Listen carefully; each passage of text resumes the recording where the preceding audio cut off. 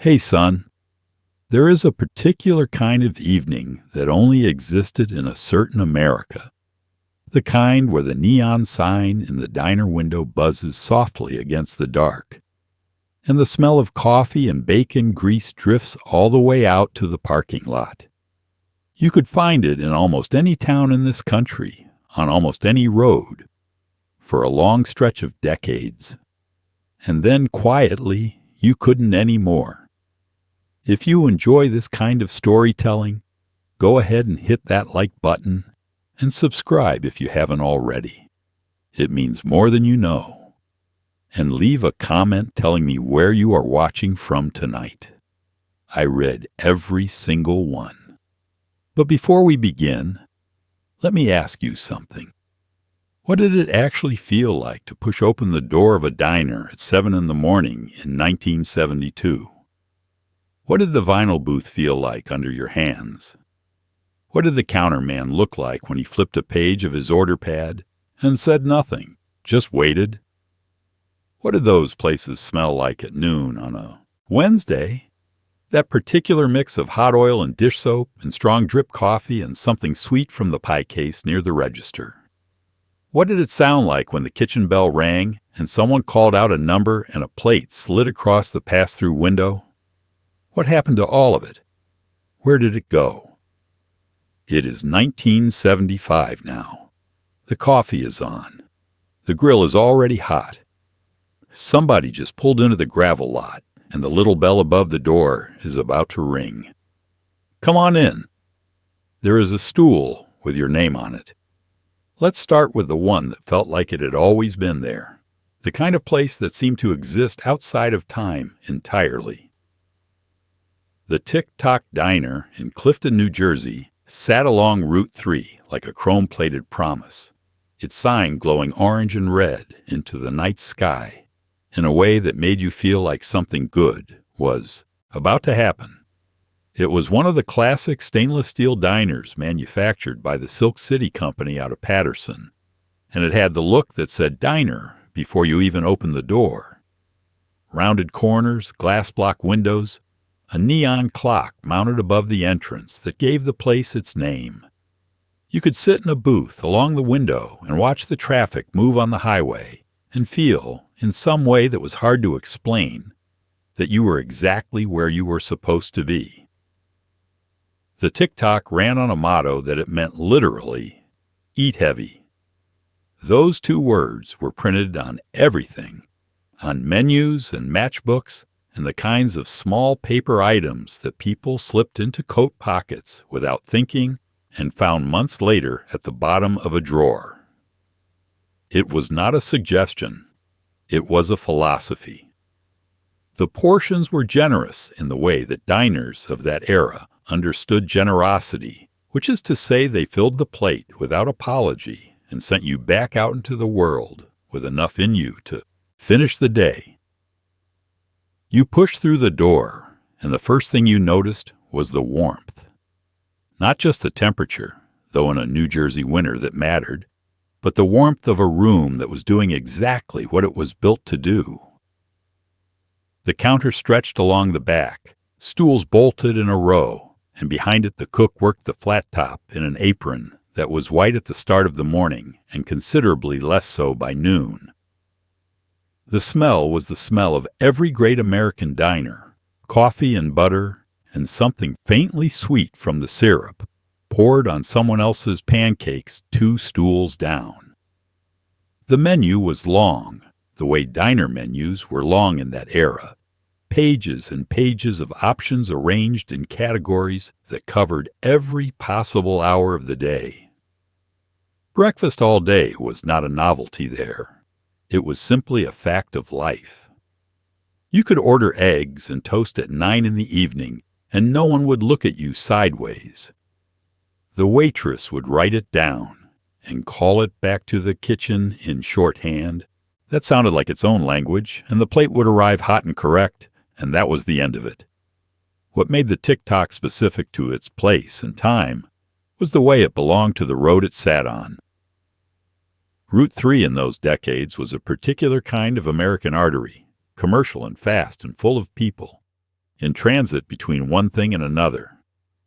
The tick-tock caught them.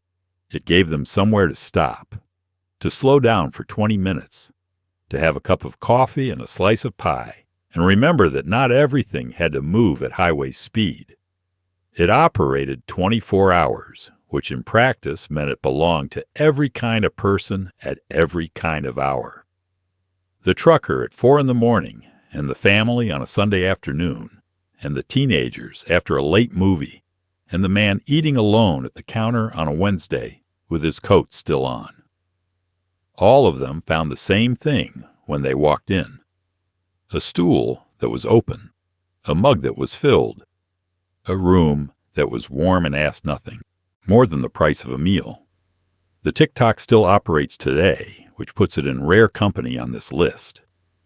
But the version of it that existed in the 1970s, the road outside less crowded and the menu a little simpler, and the stainless still gleaming the way new things gleam before the years settle into them, that version belongs to a specific chapter of American life. It is the kind of place that makes you understand why people have always needed somewhere to stop. Not to stay, just to stop for a little while and eat something hot. It is mid-morning now, and the coffee has been refilled without you asking. The Copper Kettle sat in Pittsburgh's South Side neighborhood for decades, the kind of neighborhood diner that regulars defended with a quiet loyalty that felt almost personal. The building was not much to look at from the outside. A narrow storefront, a hand-lettered sign, a single window steamed over in cold weather. But inside, it was warm in every sense of the word. The counter ran along one wall with 8 stools. The booths held 4 comfortably, and 5 if someone was willing to scoot. Your mother would have known the waitress's name by the 3rd visit. That was simply how those places worked. The south side of Pittsburgh in those decades was a working neighborhood in the truest sense of the phrase.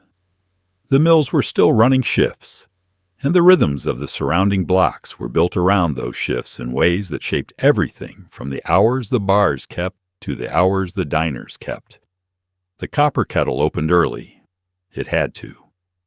The man finishing a midnight turn needed breakfast at 6 a.m, and the man starting a day shift needed it at 5:30, and the diner that understood this was the diner that survived.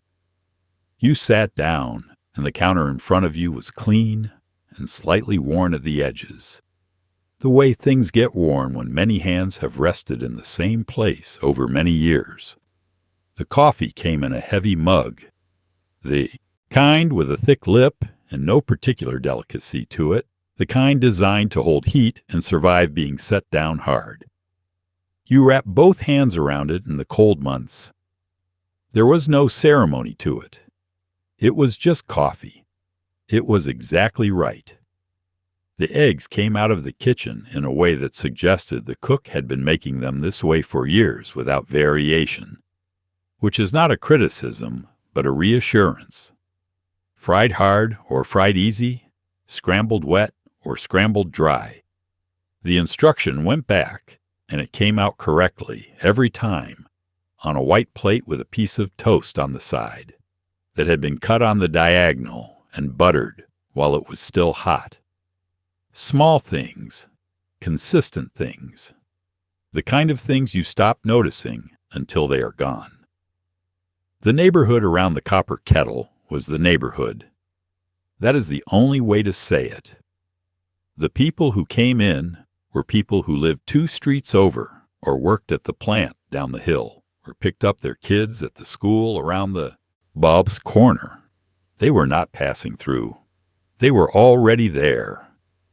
And the diner existed as part of the fabric of their days in a way that a restaurant in a different kind of neighborhood could not quite replicate. The waitresses at a place like this carried the whole operation in their memory. They knew who took sugar and who didn't. They knew who needed more time with the menu and who already knew what they wanted before they sat down. They knew which booths the regulars preferred, and they steered newcomers toward the less desirable spots without making anyone feel steered. It was a form of social intelligence that went unnoticed precisely because it worked so well.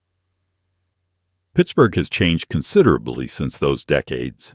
The mills closed. The neighborhoods shifted. The particular kind of working-class daily life that sustained places like the Copper Kettle became harder to sustain. What is left is the memory of a specific kind of morning. Cold air outside and hot coffee inside, and a room full of people who all belong to the same small piece of the world. That kind of morning is harder to find now. Not impossible, just harder. The smell hit you first, and it was unmistakably a California thing. A combination of charbroiled beef and wood smoke and something faintly sweet, like ketchup caramelizing on a flat grill somewhere in the back.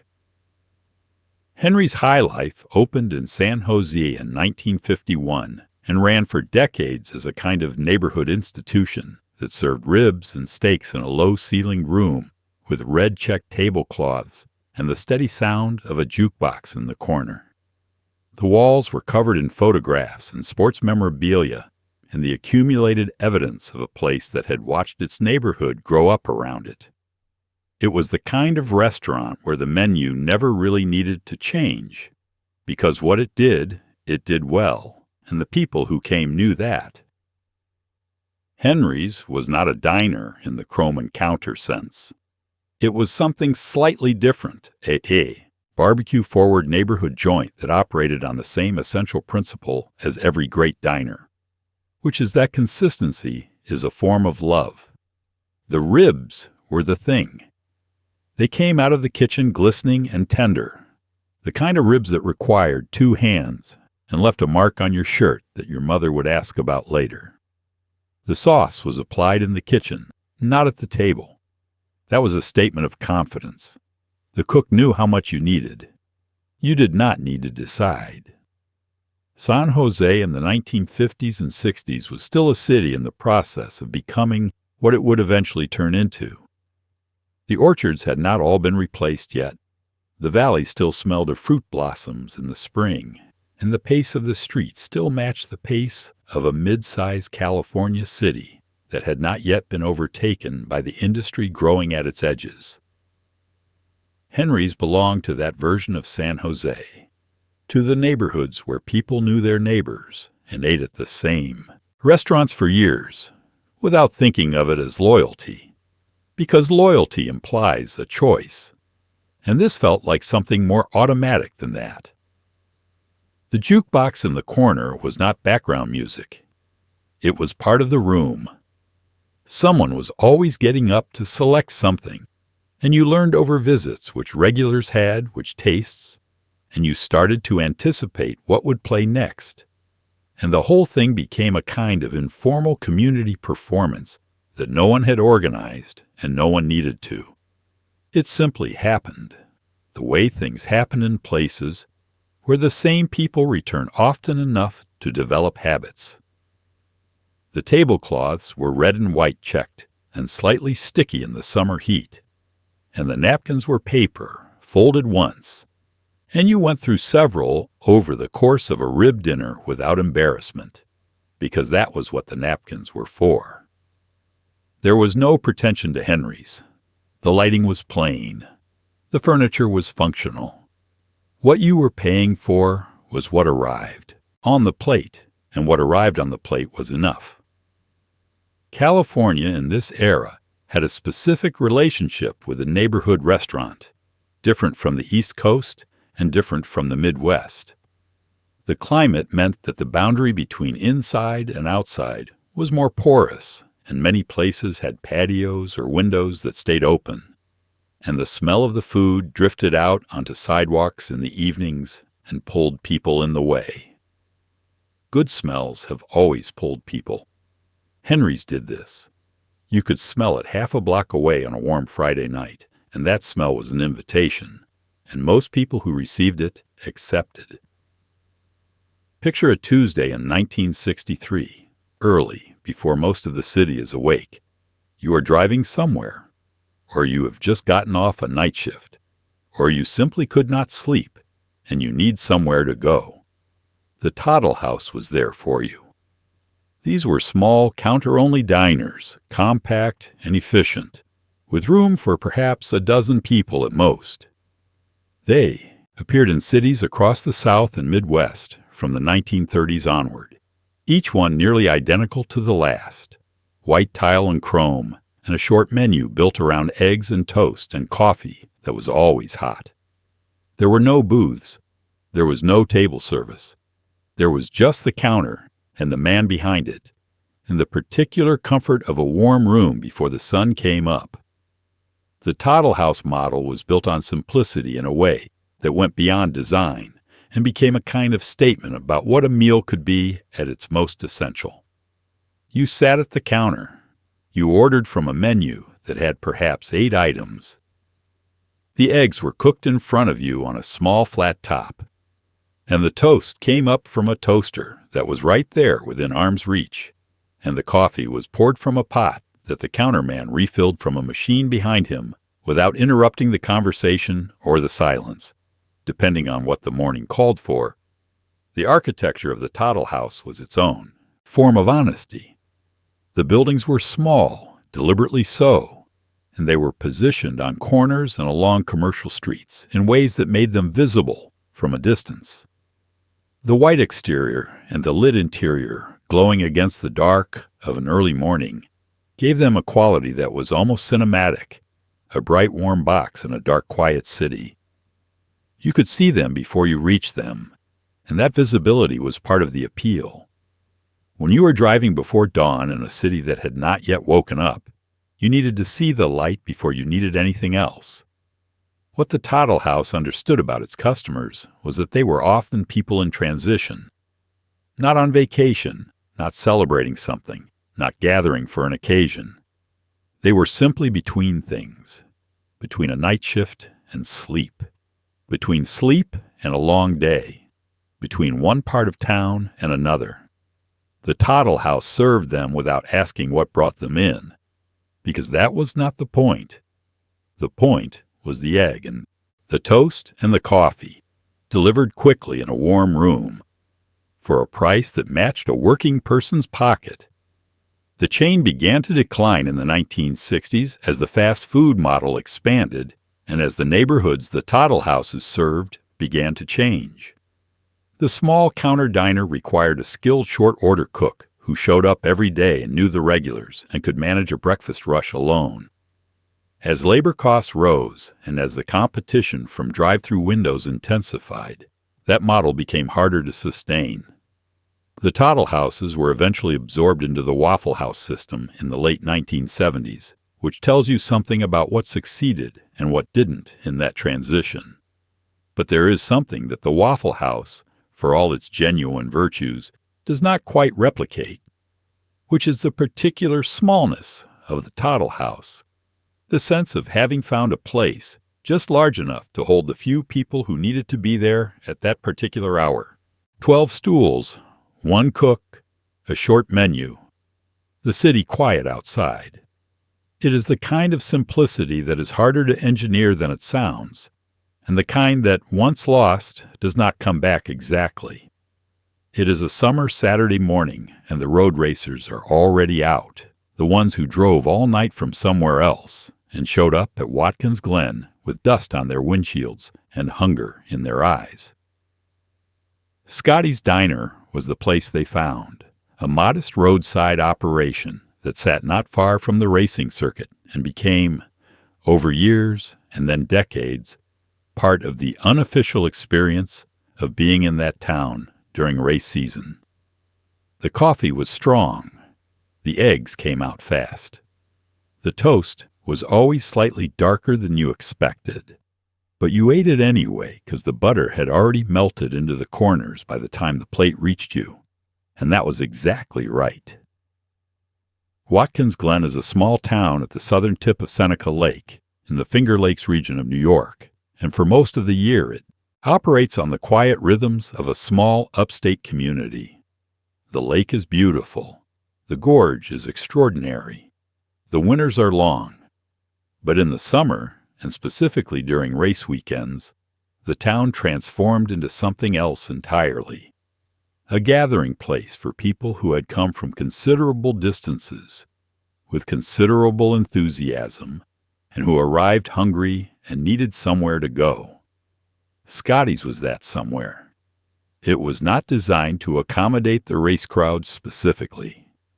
It was simply there, the way a good diner is simply there, doing what it had always done, and the race crowd found it and folded it into their own tradition. By the early 70s, for the people who came to Watkins Glen year after year, breakfast at Scotty's had become as much a part of the experience as the race itself. You went to the track in the afternoon. You went to Scotty's in the morning. That was the sequence. The diner itself was modest, even by the standards of its era. The seating was limited, and the kitchen was small, and during race weekends the line sometimes stretched outside, which nobody seemed to mind, because the wait was part of the ritual, and the morning air off the lake was cool enough to make standing outside briefly pleasant. You talked to the people around you in line.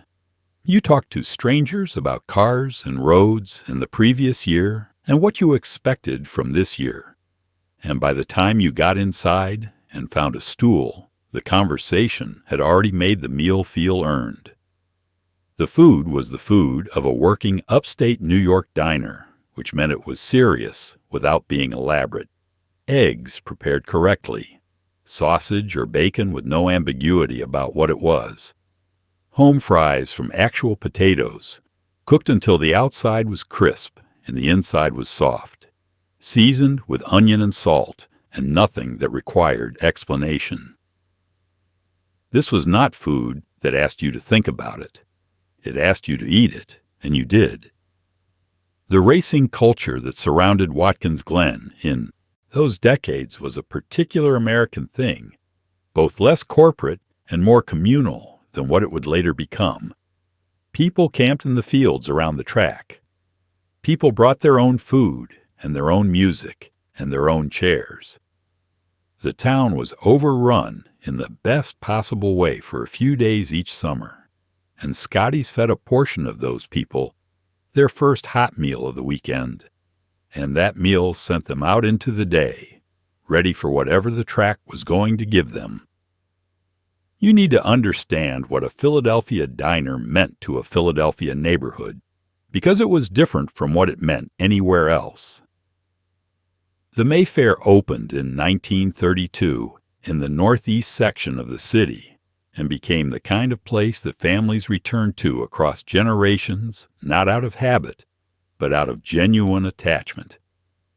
The building was a classic Coleman diner, all stainless and glass, and the menu leaned hard into the kind of food that Philadelphia neighborhoods preferred. Good portions, familiar preparations, nothing that required explanation. The waitresses had worked there for years. The cook in the back knew the Tuesday lunch rush, the way a musician knows a song he has played 1,000 times. Everything had a rhythm to it. Philadelphia's northeast neighborhoods in those decades were dense with exactly the kind of daily life that sustained a place like the Mayfair. Row houses close together, corner stores, churches, schools, and the particular social fabric of communities where people lived their whole lives within a few square miles. In that context, the diner was not just a place to eat. It was a place to intersect. You ran into your neighbor there on a Saturday morning. You saw the man from 3 blocks over who you had been meaning to call. You caught up on the small news of the neighborhood over eggs and toast and coffee that came in a cup that was always warm to the touch. The Coleman body gave the Mayfair its physical identity. The gleaming, stainless exterior that reflected the morning light and announced itself from a distance. The interior that was all counter and booth, and the particular quality of light that comes through a diner's windows in the late morning. The stools at the counter were the kind that swiveled on a fixed post, and children in particular spent the waiting time between ordering and eating spinning in slow circles, until a parent put a hand on a shoulder to stop them.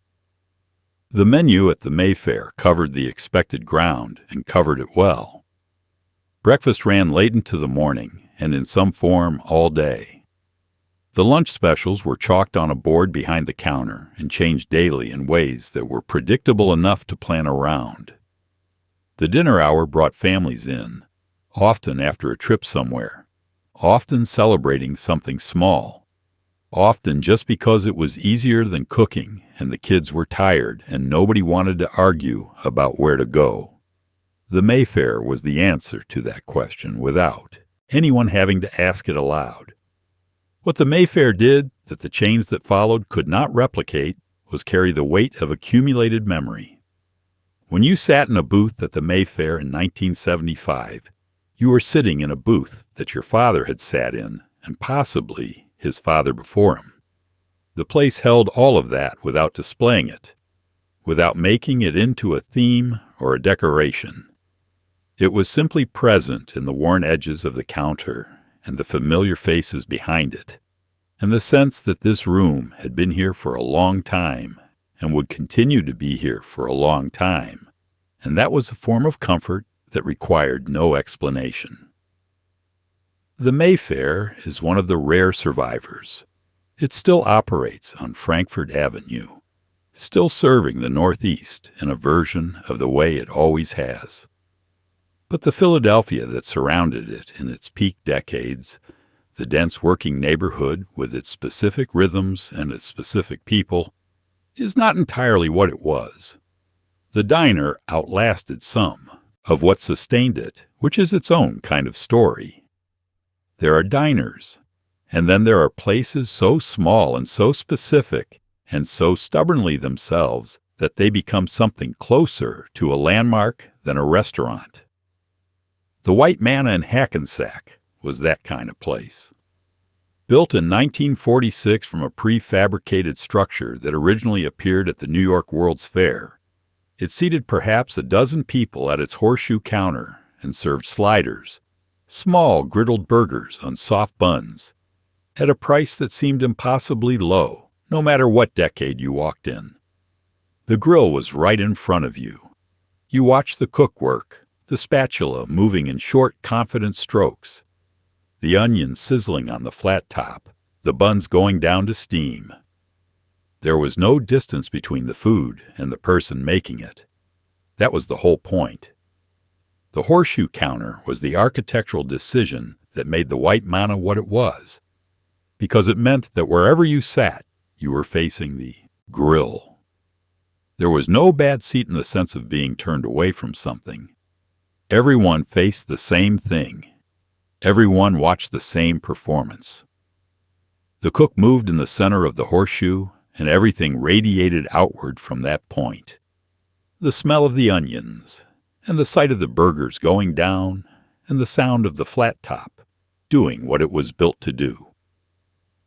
The sliders were built on a model that White Castle had pioneered decades earlier, but at the White Manna, they were made one by one in full view, and that visibility changed the experience in ways that are hard to quantify, but easy to feel. You are not waiting for something to arrive from a hidden kitchen.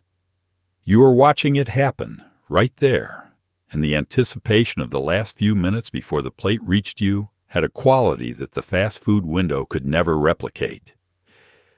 Hackensack in those decades was a Bergen County city with a downtown that still functioned the way downtowns were supposed to function, with foot traffic and retail, and a lunch crowd that moved along the streets at midday looking for somewhere to eat. The White Manna caught that crowd the way all the best short-order counters caught it, by being right there, by being fast, by being exactly what a person on a lunch break needed it to be. You ordered by number or by the simplest possible description. Burger, cheeseburger, how many? The cook heard it and started without looking up, because the cook had done this enough times that looking up was unnecessary. The buns went down cut side on the grill, and the meat went down beside them, and the onions went on top, and the whole construction steamed together for a few minutes, and then came apart and came back together as a finished thing that was placed in front of you in a paper-lined basket or directly on the counter without ceremony. You ate it quickly, not because anyone was rushing you, but because that was how it was meant to be eaten, hot and immediate, the griddled onion, still warm, and the bun still soft from the steam. 2 felt like the right number. 3 if you had not eaten since morning. Some people ordered more than that, and nobody judged them, because the price made excess feel reasonable, and the size of the thing made excess feel necessary. The white manna still operates. The horseshoe counter is still there. The cook still works the flat top in full view. But the decades of the 1960s and 70s, when the downtown around it was still fully alive and the lunch crowd still moved on foot and the whole thing existed as part of a functioning urban ecosystem, those decades are gone. And what the white manna carries now is the memory of what that ecosystem felt like. It is late. The freeway hum is the only sound on the street outside, and the neon in the window says open in red and means it. Norm's opened its first location in Los Angeles in 1949 and spread across the city over the following decades, a chain, but not a corporate chain, more like a family of diners that shared a name and a sensibility. The booths were deep, and the lighting was warm, and the menu covered everything from breakfast to a late-night burger with coffee and pie. Los Angeles in the 1970s ran on diners like Norm's, particularly in the hours when the rest of the city slept. Film crews and cab drivers and nurses ending a long shift, and couples who had been out somewhere and were not ready to go home yet. They all ended up in a booth at Norm's, ordering off a laminated menu and talking quietly under the hum of the fluorescent lights. Los Angeles has always had a complicated relationship with the idea of a neighborhood, because the city is not built the way cities are built elsewhere. It spreads instead of concentrating, and the result is that community forms differently, along commercial corridors and around specific destinations, rather than across shared blocks. The Norm's locations understood this implicitly. They positioned themselves on the kind of wide boulevards that Los Angeles substitutes for main streets, and they stayed open through the hours when those boulevards were still in use, which in Los Angeles meant very late.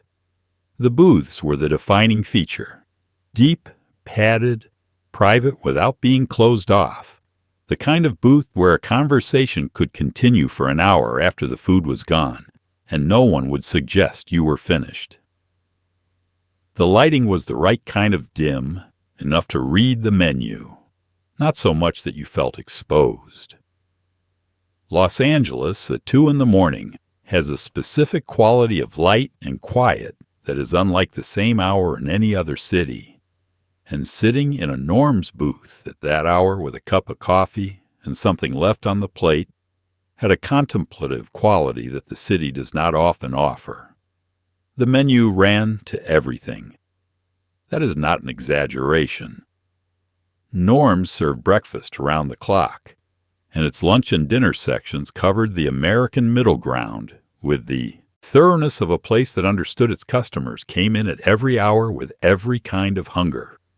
The patty melt was a reliable order, the kind of thing you got when you had been out for a long time and needed something that was simultaneously a sandwich and a hot meal.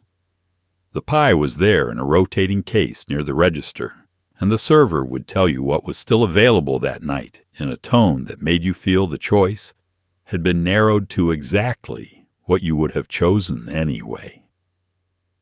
Los Angeles has lost most of its Norm's locations to the decades. A few remain. But the version of the city that needed them most was the 1970s version, the sprawling, late-night, working person's Los Angeles that existed before the city's identity was overtaken by its industry and its image.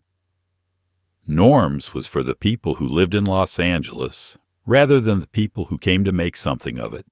And those people needed a booth and a cup of coffee and a place that was open when they needed it to be open.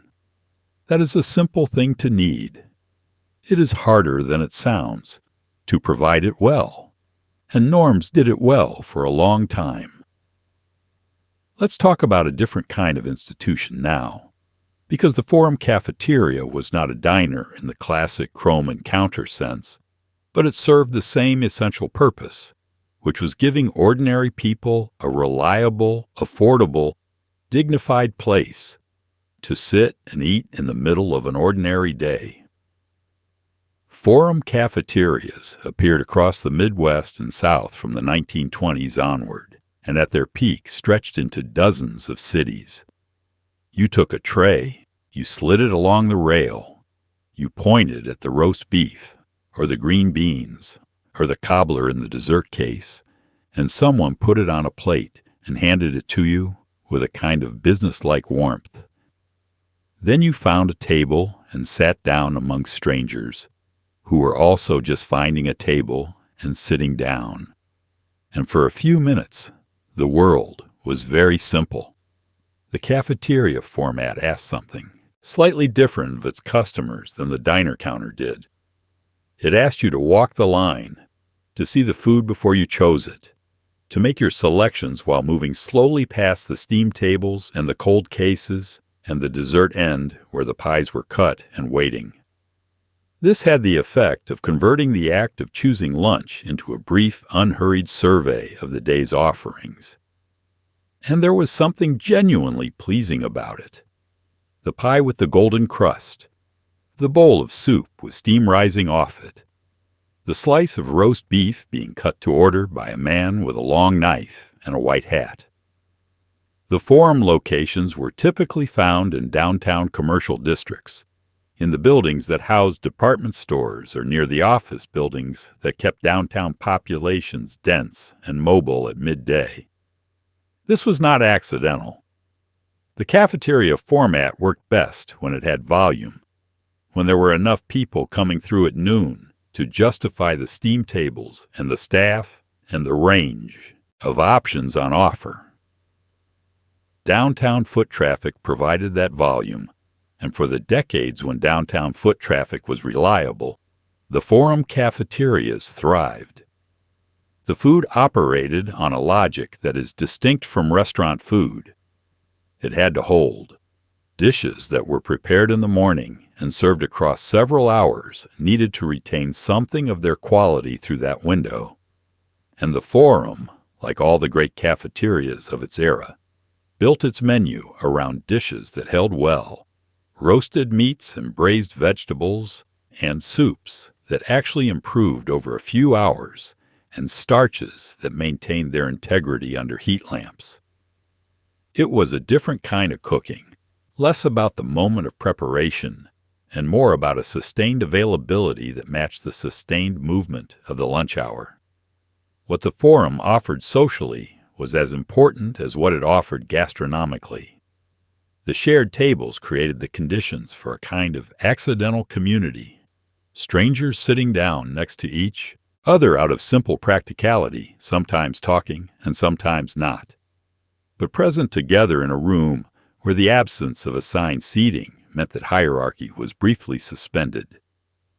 The businessman and the secretary and the shop girl and the man from the shipping department all carried their trays to the same tables and ate the same food for more or less the same price. It was not equality in any formal sense, but it was something. The Forum cafeterias declined as downtown populations declined, as suburban sprawl moved the lunch crowd away from the commercial centers that had sustained these institutions. By the 1980s, most of the locations were gone, replaced by the fast food model that served the car-based suburb rather than the pedestrian downtown.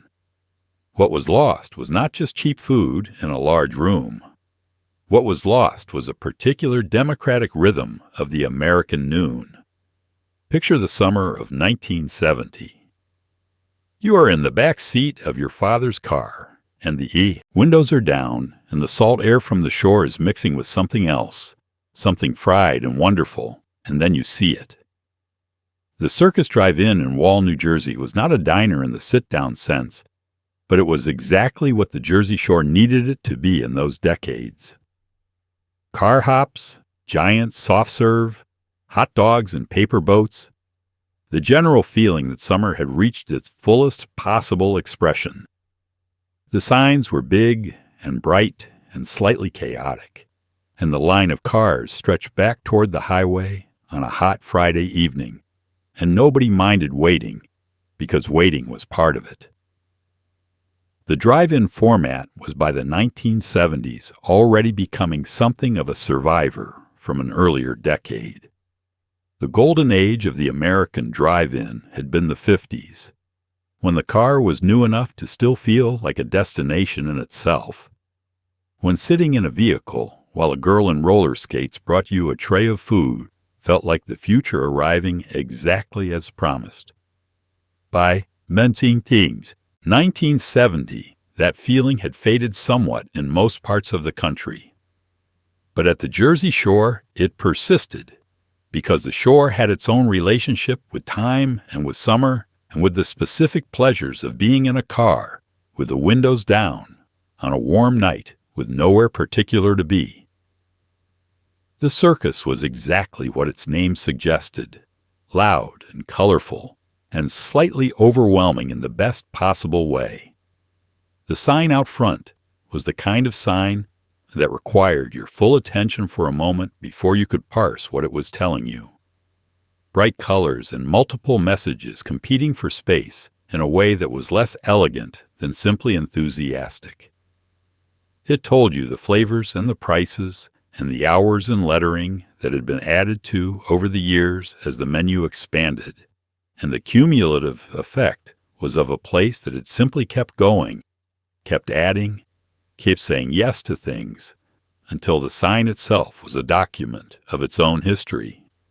The soft serve was the anchor, came in chocolate and vanilla and the twist that combined them in a spiral that seemed more complicated than it was, and it was served in sizes that reflected the Jersey Shore's general philosophy about summer food, which is that restraint is a winter virtue. The cone was large. The dip, if you chose it, coated the whole thing in a shell that hardened in the salt air within seconds, and the contrast between the cold cream inside and the cracking chocolate outside was a sensation that required no analysis. It was simply the right thing in the right place at the right time. The car hops were a holdover from an era already past. Young people in their teens and early 20s who moved between the cars with practiced efficiency, taking orders through car windows and returning with trays that hooked over the glass.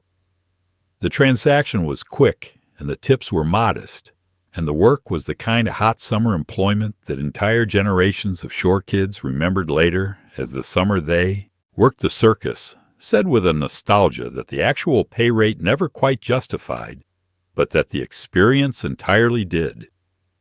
The sounds of the place were the sounds of summer at the shore, car radios bleeding into each other across the parking lot, the occasional shriek of a child receiving a cone too large to manage, the hiss of the fryer and the clatter of the order window, and underneath all of it, the low, persistent sound of traffic on the highway that ran past, and the faint suggestion of the ocean a few miles east. It was loud, and it was temporary, and it was completely itself. And when it was gone, it left a space in the summer geography of those who knew it that nothing built afterward has quite managed to fill. Here are segments 11 through 20, each expanded to approximately 600 words, written in the voice and style of the transcripts. Minneapolis in November is a particular kind of cold, the kind that comes off the lakes and settles into the streets with a quiet authority.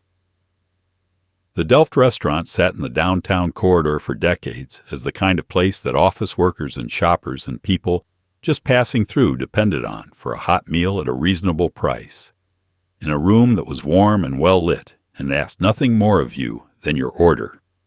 The name suggested something vaguely Dutch, and the decor leaned in that direction with blue tile accents and windmill motifs in the windows. But the food was entirely Midwestern and entirely reliable. Roast turkey, mashed potatoes, hot beef sandwiches with brown gravy.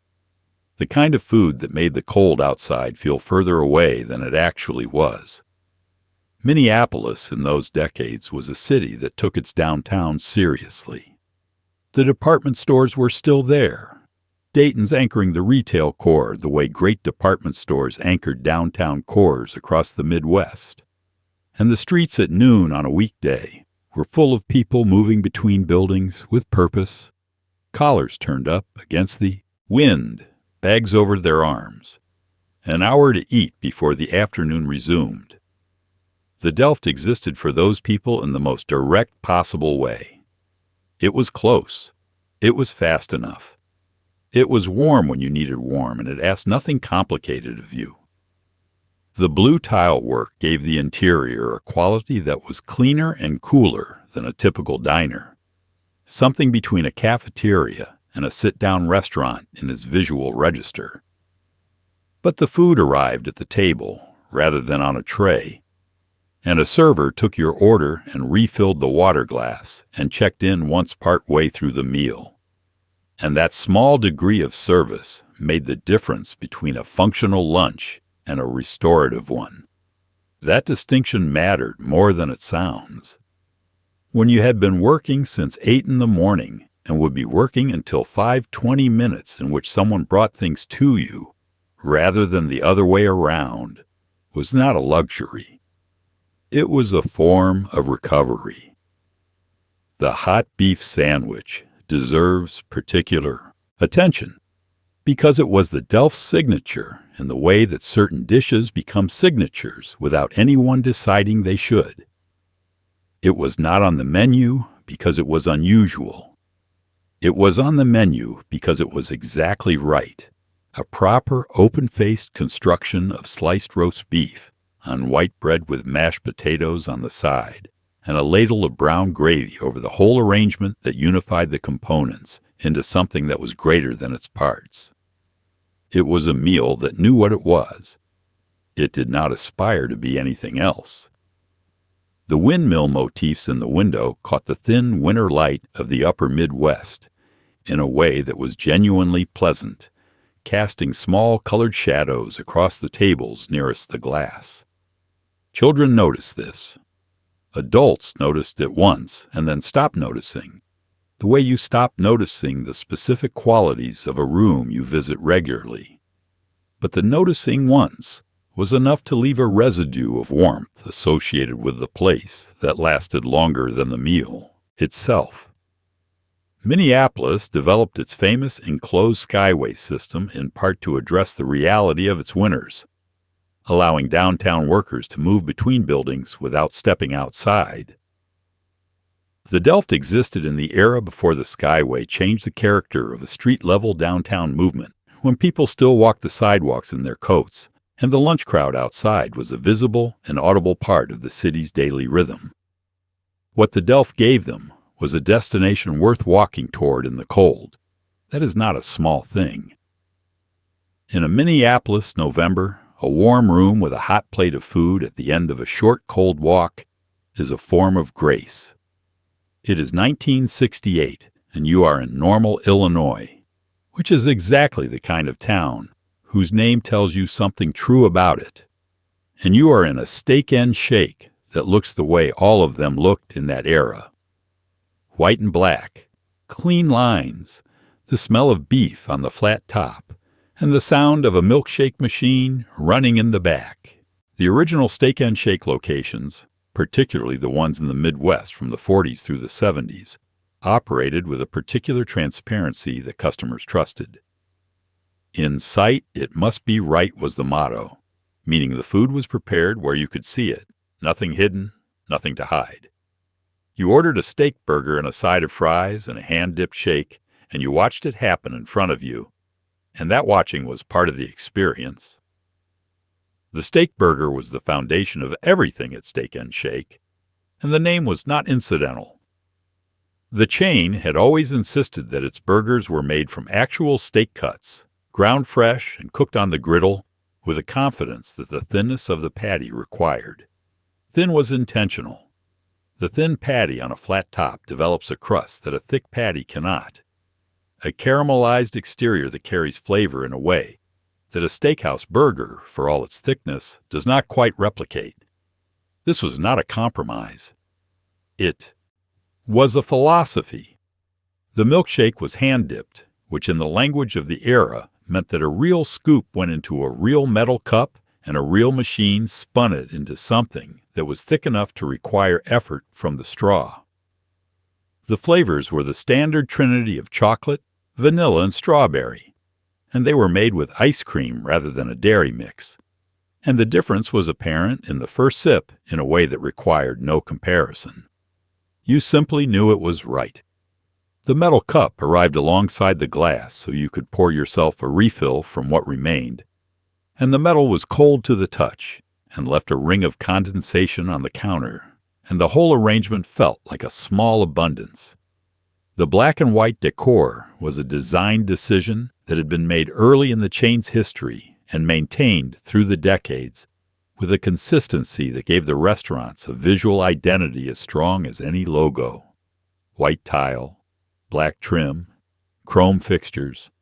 The whole effect was clean and bright and slightly severe, the kind of room that suggested efficiency without being unfriendly.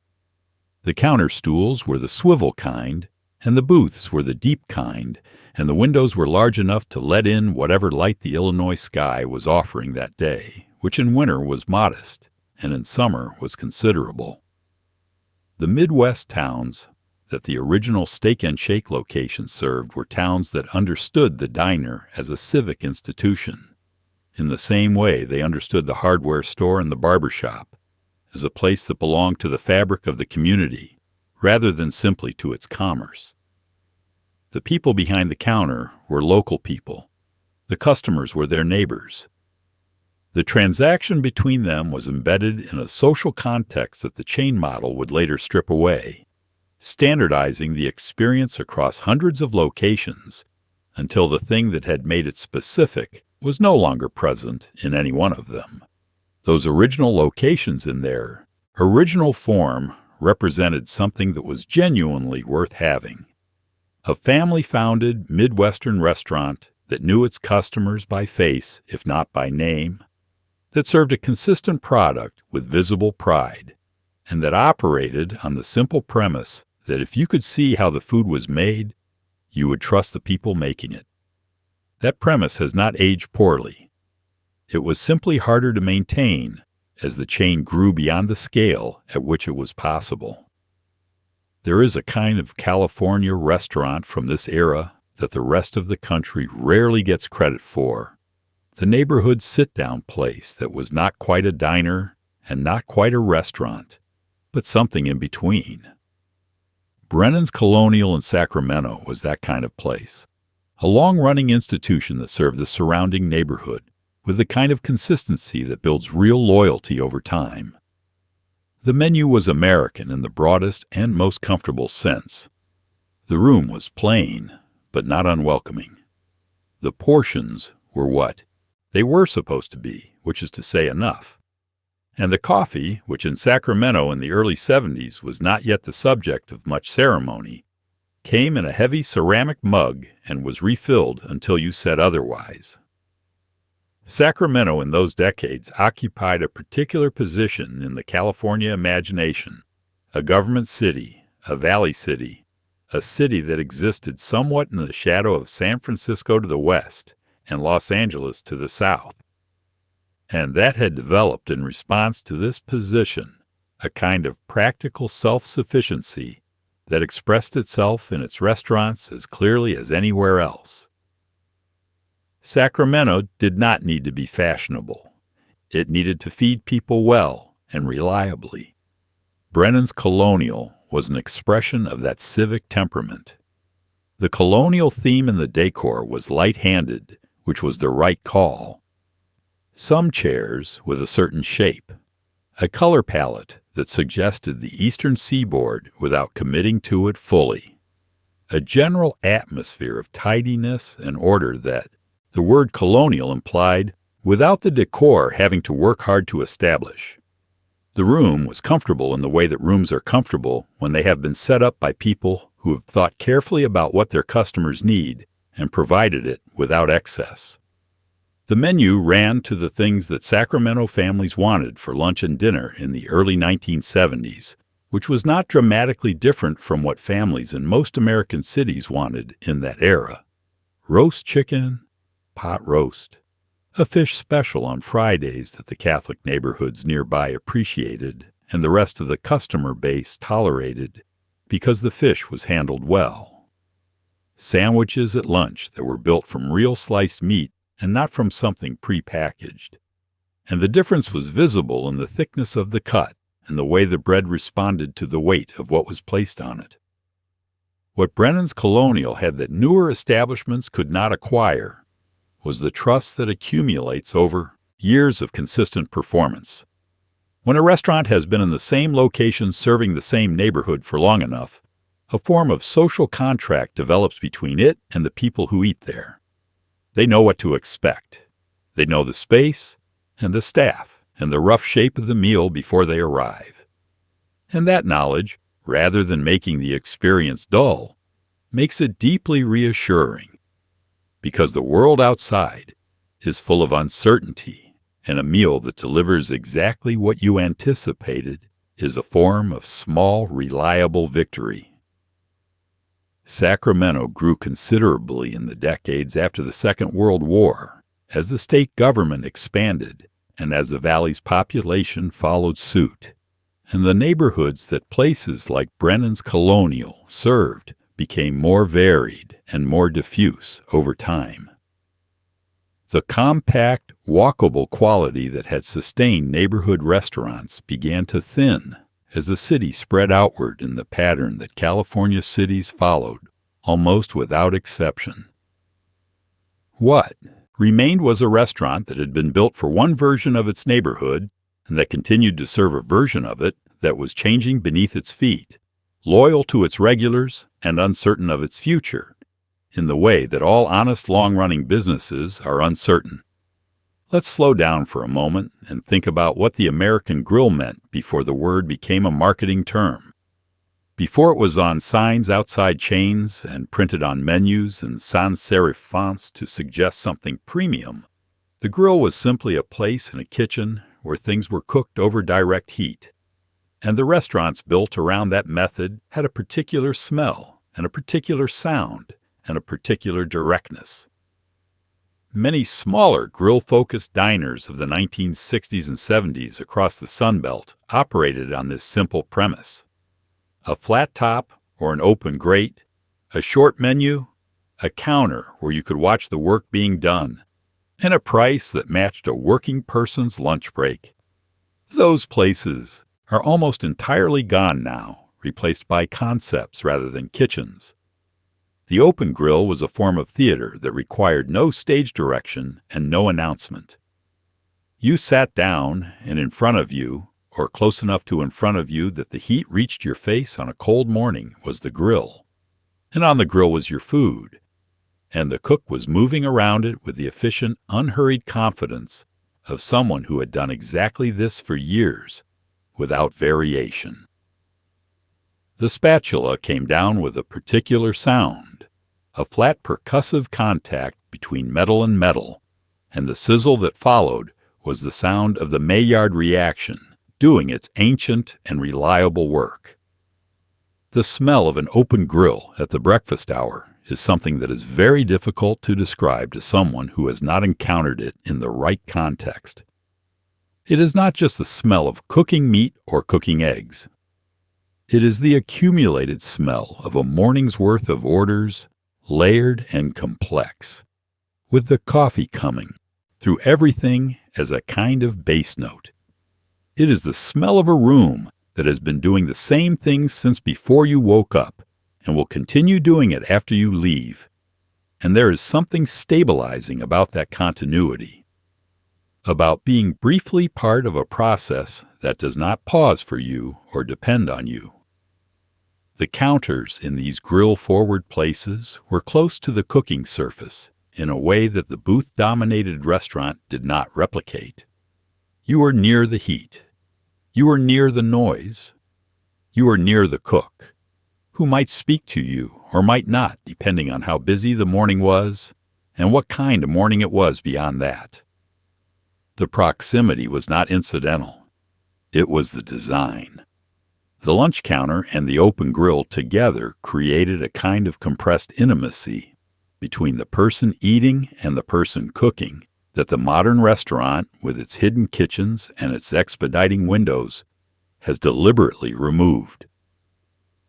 What was lost when these small grill-focused operations gave way to the standardized fast food model was not just a cooking method. It was a form of accountability that the visibility of the open grill imposed naturally and without effort. When the cook is right in front of you, when you can see the griddle and the ingredients and the hands doing the work, a certain standard is maintained without anyone having to enforce it. The food is what it is. The cook knows you can see. That knowledge changes things in ways that are subtle and important and very hard to replicate in a kitchen where the cooking happens somewhere you cannot observe it. Across the Sun Belt, in the cities that grew fast in those decades, these small grill-focused diners were casualties of exactly that growth. The land they sat on became more valuable than the business running on it, and the buildings came down, and what replaced them was rarely something that understood what had been there before. The clock restaurants appeared across Southern California in the 1950s and 60s and carried with them a specific mid-century optimism that is inseparable from that place and that time.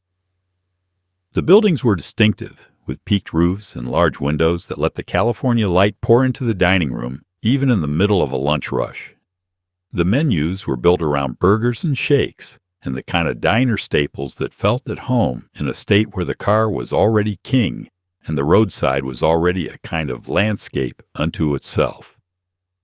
The clock had a logo that was impossible to miss, and for a generation of the Southern Californians, seeing it from the road meant that lunch was settled, that the decision had been made, that whatever else the day held, this part was handled.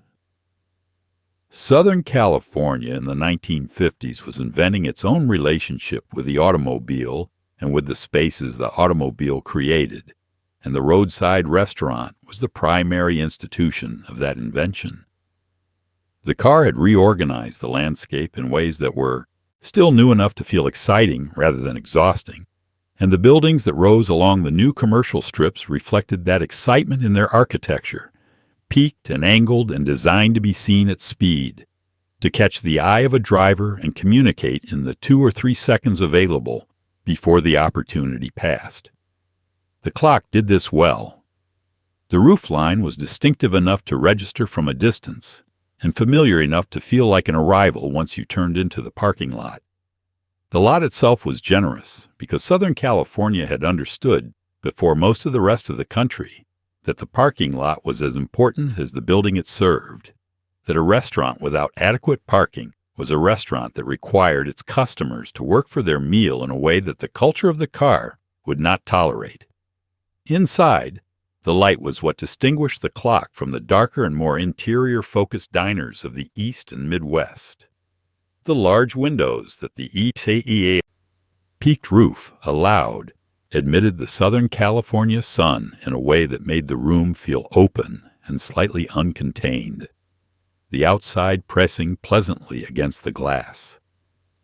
The booths were upholstered in the colors of the era, turquoise and coral, and the particular shade of yellow that appeared in every California coffee shop of that decade. And the combination against the natural light gave the interior a quality that felt cheerful without being loud. The menu was the menu of its moment and its place. Burgers were the foundation, built for the California palate that had been shaped by the drive-in and the car hop culture of the decades just preceding. The shakes were thick and flavored with real dairy, and they came in the metal cup alongside the glass the way they came everywhere that did them properly. The breakfast menu was available late into the morning, And on weekends, it stretched further than that, because Southern California weekends had a rhythm that began later than the rest of the country and required accommodation. What the clock gave its customers beyond the food was a place that felt like it belonged to the specific California life they were living. It was not a transplanted Eastern diner. It was not a regional adaptation of someone else's idea. It was a building and a menu and an atmosphere that had grown from the same soil as the highways and the subdivisions and the particular kind of daily life that Southern California was assembling around itself in those decades. When it was gone, the chain having faded through the 70s and 80s as the competition intensified and the real estate became too valuable to hold, what went with it was a piece of that specific California morning. It is a Sunday afternoon in the South, and the after-church crowd has claimed most of the tables, and the room is loud with the particular noise of families who have been sitting quietly for an hour and are now making up for it. The Hollow Log in Knoxville was a Tennessee institution of the sort that anchored a neighborhood across multiple generations, the kind of place where your grandmother knew the owner and your father had his first cup of coffee and you had your first slice of coconut cream pie, and all of it happened in the same room, the same booths, the same light coming through the same windows. That continuity was not incidental. It was the whole product, the thing being sold as much as the food itself. Knoxville in those decades was a city still deeply rooted in the rhythms of the Upper South, and those rhythms expressed themselves in food in ways that were specific and non-negotiable. Sunday dinner was not lunch.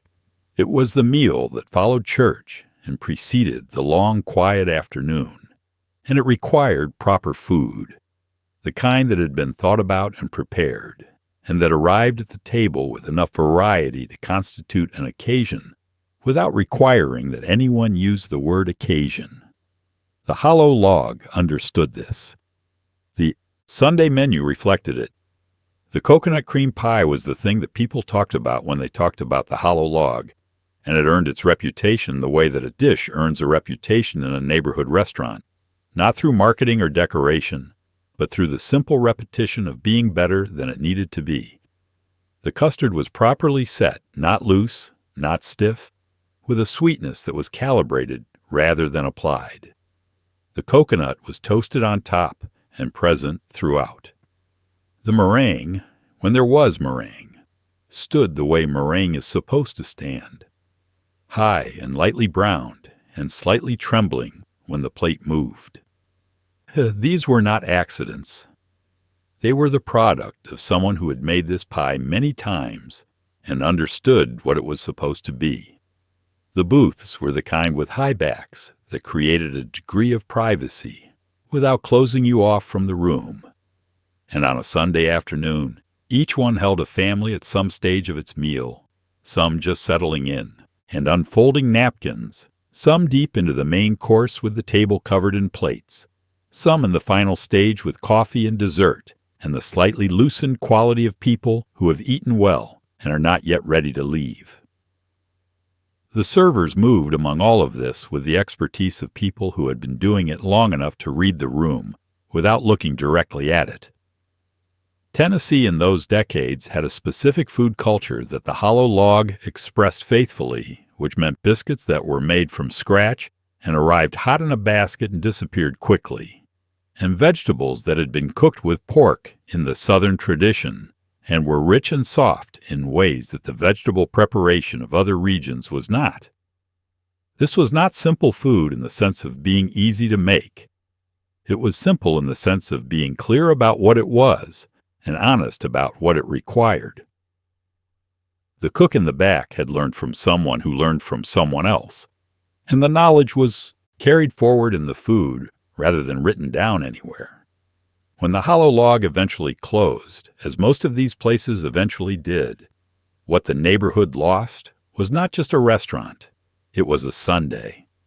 It was the particular version of the afternoon that begins with pie and coffee in a booth and ends with the drive home through streets that are quieter than they will be tomorrow. That is not an easy thing to replace. There were family restaurants in the Midwest during this era that occupied a very specific space in family life, the place you went after a school play or a graduation or a grandparent's birthday. When going out felt warranted, but nothing too formal was wanted. Bill Knapp's operated across Michigan and Ohio from the 1940s through the end of the 20th century and became, for those states, the definition of that kind of occasion. The birthday cake was part of the tradition. A free slice if you brought in a coupon from the newspaper, or later a card, in the mail, and kids looked forward to it, with a seriousness that said something about what the visit meant. The food was straightforward American. The rooms were clean and comfortable. The whole experience was calibrated to make a family feel taken care of, and it did. Bill Knapp's understood its customers with a clarity that many larger and more celebrated restaurant groups never achieved, because its customers were not a demographic abstraction, but a specific community of Michigan and Ohio families whose needs and preferences and occasions were knowable and known. The chain had grown from a single restaurant in Battle Creek, Michigan, opened in 1948, and it expanded steadily through the following decades by serving those families reliably and without pretension, which turned out to be exactly what was wanted. The menu was the kind of menu that a family could navigate without argument. There was something for the child who ate only a narrow range of things. There was something for the grandmother who preferred familiar preparations. There was something for the father who wanted a proper entree after a long week, and something for the mother who had been cooking all week and wanted someone else to handle it for an evening. This calibration was not accidental. It was the product of a restaurant that had been paying attention to who walked through its doors for several decades. The birthday tradition was the detail that made Bill Knapp specific in the memories of the people who grew up with it. The free birthday cake was a marketing mechanism, yes, but it was also a genuine gift in the way that a thing given to a child on a birthday is always a genuine gift, regardless of the commercial logic behind it. You brought the card or the coupon, and the server brought the cake, and everyone at the table sang or didn't sing, depending on how the family felt about that kind of thing. And the child felt celebrated in a room full of other people going about their ordinary evenings, and that combination of the personal and the public was exactly the right context for a birthday in a place like Michigan. The rooms at Bill Knapp's had the quality of rooms that had been designed to accommodate families without being infantilizing, which is a harder balance to achieve than it sounds. The lighting was reasonable. The noise level was managed. The chairs were real chairs, and not the kind of thing that collapsed under adult weight. The servers addressed the children at the table directly rather than speaking about them to the parents, which children noticed even when they did not articulate noticing it, and which made the occasion feel more complete. Michigan and Ohio have changed considerably in the decades since Bill Knapp's operated at full strength, and the specific kind of Midwestern family occasion that sustained it has changed along with those places. The chain closed its final locations in 2002, and what went with it was a particular version of the family dinner out, modest in its ambitions and warm in its execution, and entirely fitted to the lives of the people it served. In New England in the 1970s, there was a small chain of restaurants called the Pewter Pot Muffin Houses that leaned into the region's colonial history with a warmth that felt genuine rather than performative. The rooms were designed to suggest an earlier century, with low ceilings and wooden furniture and pewter fixtures and a menu centered around muffins baked fresh on the premises. You could smell them from outside on a cold morning. That is not an embellishment. The muffins were the reason people came, blueberry and bran and corn, and a dozen other varieties, and the coffee that came alongside them was simple and hot, and entirely suited to a gray New England morning when the wind was coming off the water, and you wanted something to hold in both hands. New England has a specific relationship with its own past that expresses itself in its architecture and its food and its general aesthetic in ways that are simultaneously authentic and curated. The colonial history is real. The old houses are genuinely old. The white clapboard churches at the centers of the towns have been there since before the country existed. But there is also a tradition of presenting that history in a particular light, of making it available for consumption in a form that is comfortable and warm and accessible. And the pewter pot participated in that tradition honestly and without apology. The name was perfect for its context. Pewter was the metal of colonial New England, the material of the cups and plates that appeared in every historical recreation of the era, and the pot evoked the hearth and the kitchen and the particular domestic warmth that the colonial aesthetic trafficked in. Together, they suggested exactly what the restaurant delivered, a room that felt like a version of the past that had been made comfortable for the present. The muffins were baked daily, and the baking happened early enough that when the doors opened, the smell had already filled the space and was seeping out under the door onto the street. Blueberry was the flagship, built from wild Maine blueberries that were small and intensely flavored in the way that cultivated blueberries are not. And the muffin around them was dense enough to be substantive and light enough to not be heavy, which is the precise balance that a good muffin requires and that many fail to achieve. The corn muffin was for the people who wanted something less sweet, and the bran was for the people who were making a concession to practicality while still wanting something that tasted good. The coffee was not the coffee of the craft era, which had not yet arrived in the 1970s, but it was the coffee of a place that understood what its customers needed from the first cup of a cold morning, which was heat and strength and volume. It came in thick, ceramic mugs that held enough to warm the hands while you decided what you wanted. It was refilled without being asked. It was exactly what it needed to be. The chain operated primarily in Massachusetts and spread into the surrounding New England states during its peak years in the 70s and early 80s, before declining as the economics of small specialty restaurant chains became more difficult. What it left behind was a very specific olfactory memory, because the smell of fresh muffins in a warm room on a gray New England morning is not a memory that fades easily. If you encountered it, you remember it. It is the kind of sensory imprint that a place leaves when it has found the exact right thing to give the people who need it. Sam's Grill in San Francisco opened in 1867 and operated for well over a century as one of the oldest continuously running restaurants on the West Coast.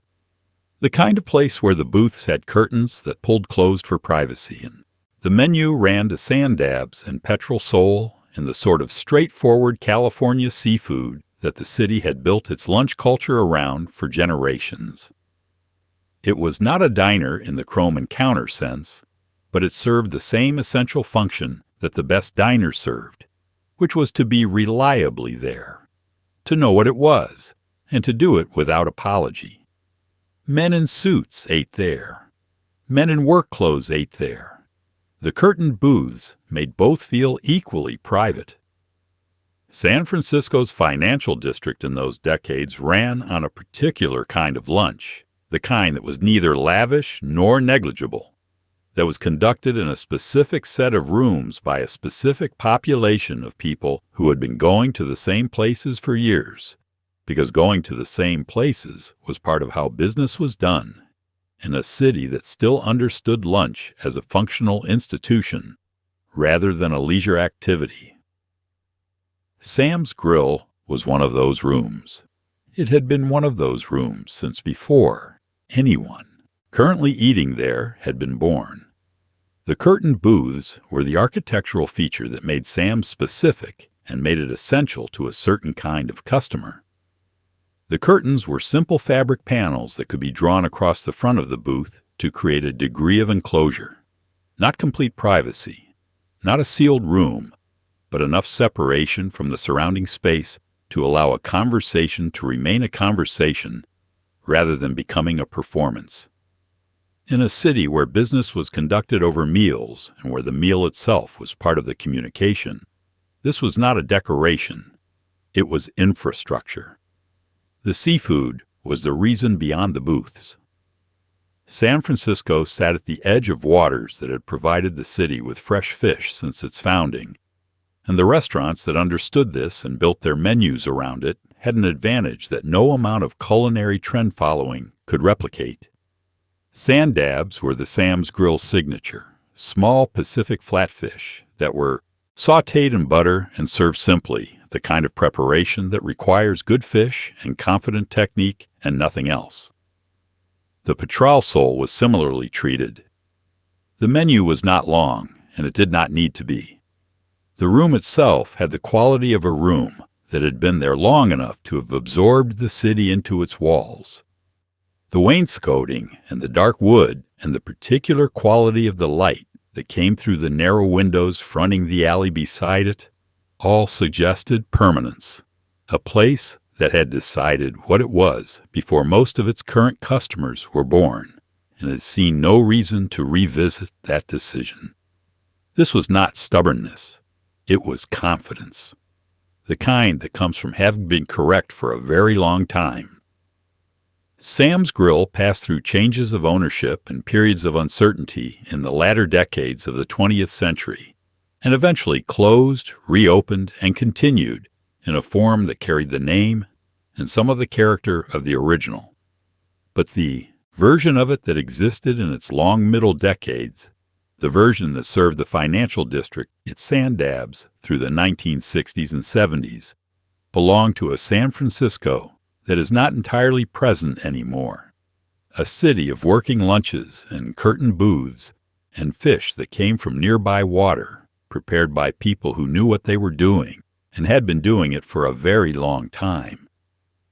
There are hamburgers, and then there are the hamburgers that a particular town claims as its own, with a conviction that no amount of national competition has ever fully eroded. The QP in Lima, Ohio, is that kind of place. The chain dates back to the 1920s and at one point had several hundred locations across the country before the national chains arrived and reduced it to a handful of survivors. The Lima location is among the last. The burgers are made the way they have always been made, thin patties on soft buns with a small olive on top that has always been part of the presentation without anyone being entirely sure why. The malts are hand-dipped, and the whole experience is an argument made quietly and without commentary that some things do not need to change to remain valid. Lima, Ohio, is the kind of Midwestern city that exists in considerable numbers across the flat interior of the country, a city built on industry and agriculture, and the particular social compact of a place where people know each other across generations and where the institutions that have been there the longest carry an authority that newer arrivals cannot purchase. The QP belongs to that category of institution. It has been in Lima long enough that grandmothers bring grandchildren to it, and the grandchildren will likely bring their own grandchildren, not because anyone has decided to maintain the tradition, but because the burger is good and the place is there, and those two facts are sufficient. The building itself is modest in the way that a place confident in its own identity can afford to be modest. There is no architectural statement being made. The signage does not strain for attention. The interior is clean and simple and arranged in the way that short-order counters have always been arranged, with the customer facing the work and the work being done in plain sight.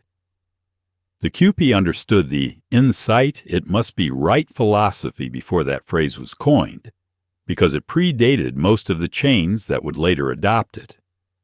The thin patty was a regional preference as much as a recipe. The Midwest had developed a hamburger tradition built around the thin, flat, griddle-cooked patty in a way that the coastal burger culture, with its preference for thickness and char, did not entirely share. The Kewpie patty was thin enough to develop a full crust on both sides in a short time on a hot griddle, and the result was a burger with a textural contrast between the exterior and the interior that a thick patty cooked to the same level of doneness cannot achieve. This is not a matter of opinion. It is a matter of surface area and heat transfer, and the people who had been eating Kewpie burgers their whole lives understood it without needing to articulate it.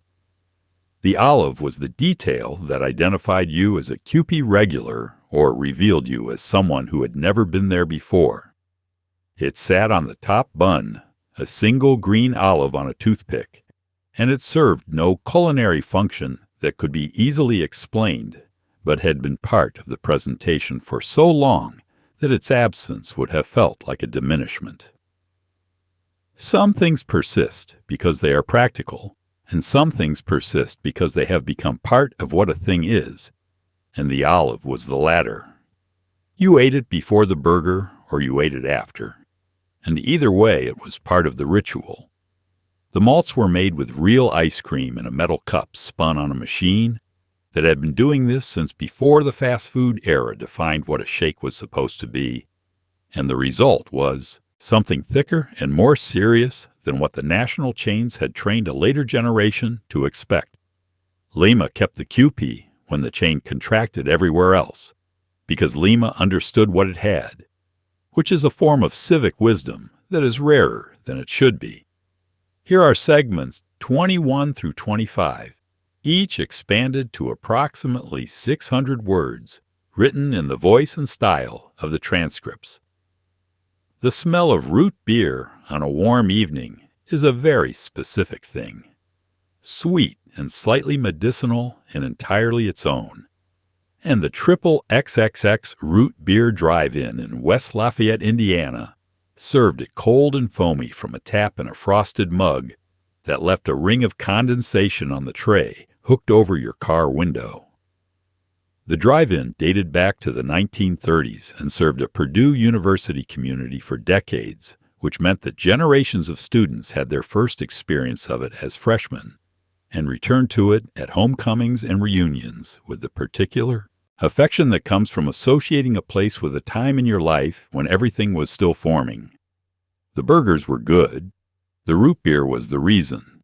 And the parking lot on a Friday evening in October had an energy that is very hard to describe to someone who was not there.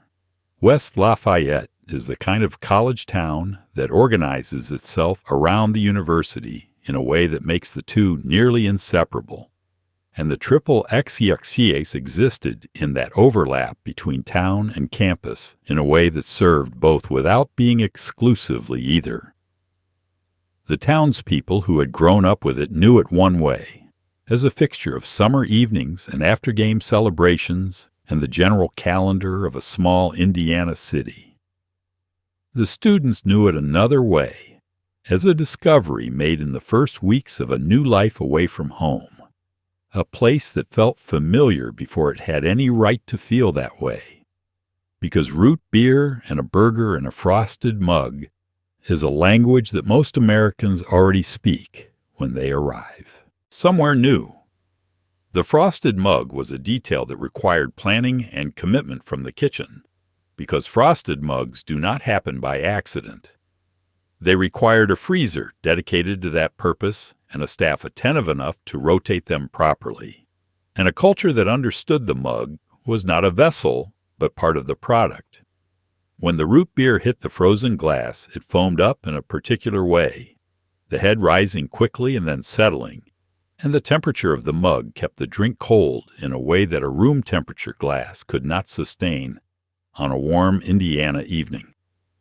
You wrapped your hand around it and the cold moved into your palm, and that sensation, simple and physical and immediate, was part of why you came back. The drive-in format in West Lafayette meant that the parking lot was the dining room, and the dining room changed character depending on the season and the hour, and what had just happened at Roadside Stadium a short distance away. After a Purdue football game, the lot filled quickly, and the car hops moved between the vehicles with the practiced efficiency of people managing a controlled chaos they had seen many times before. Everyone was ordering at once. Everyone wanted the root beer. The kitchen handled it because the kitchen had always handled it, and the trays went out, and the empty mugs came back, and the evening continued. Indiana in those decades had a relationship with its drive-ins and its roadside institutions that was partly practical and partly sentimental. The practical part being that the car was the primary mode of getting anywhere, and the drive-in served the car directly. And the sentimental part being that these places had accumulated enough shared history that they felt like community property rather than private businesses. The triple XXX belonged to West Lafayette in the way that a public park belongs to a city, not legally, but morally, and the people who used it most regularly understood it that way. The triple XX still operates, which places it in the rare company of survivors on this list, and the root beer still comes in a frosted mug, and the burgers are still made the way they have always been made.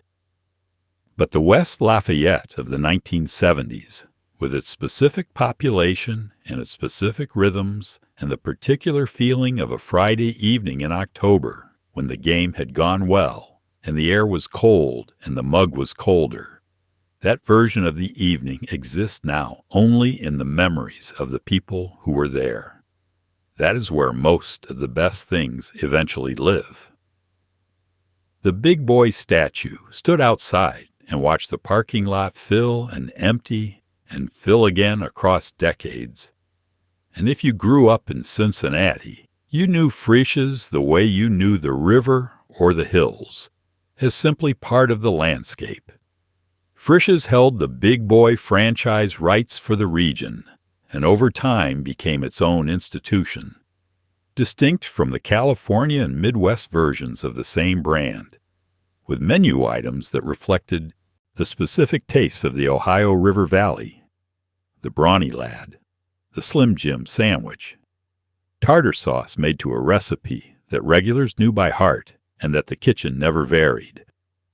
The breakfast buffet that appeared in the later decades became its own kind of Sunday morning ritual for families who needed feeding quickly and in quantity. These were not fancy meals. They were not meant to be.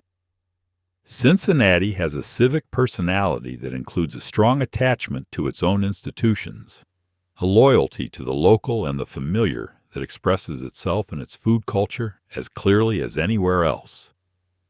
Gold Star chili over Skyline, Montgomery Inn over everywhere else, Frisch's over the national chains that expanded around it and tried to occupy the same space in the family's weekly routine.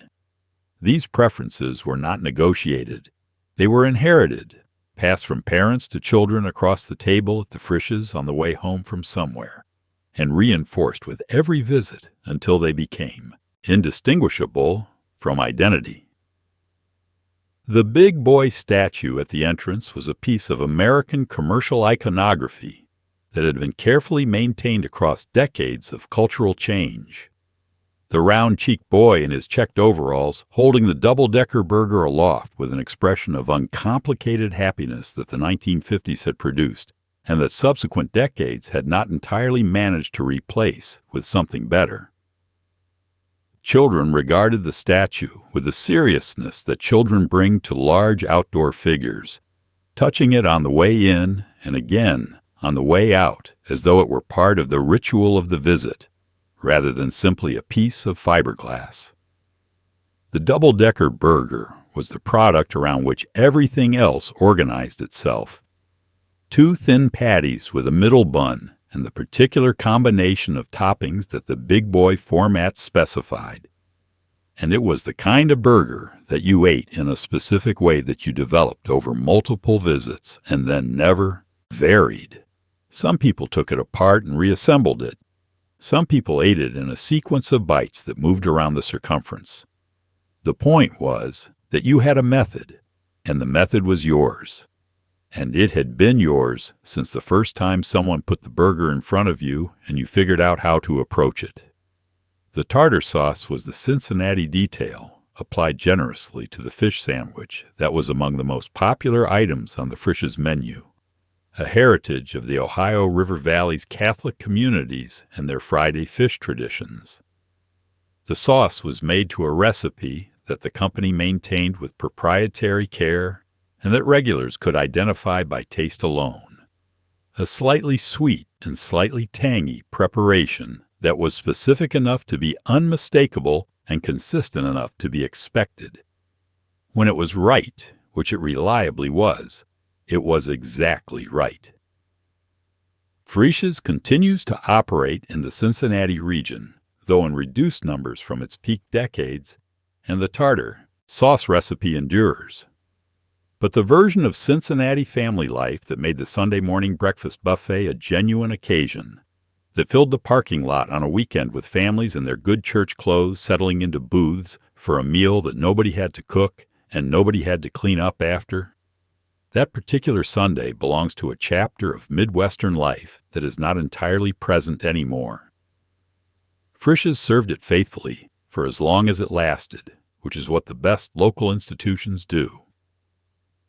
There was a moment in California in the 1960s and 70s when the state's population was growing fast enough that new restaurants opened the way new subdivisions did, in clusters, along the expanding corridors of highway and strip development that were reshaping the landscape.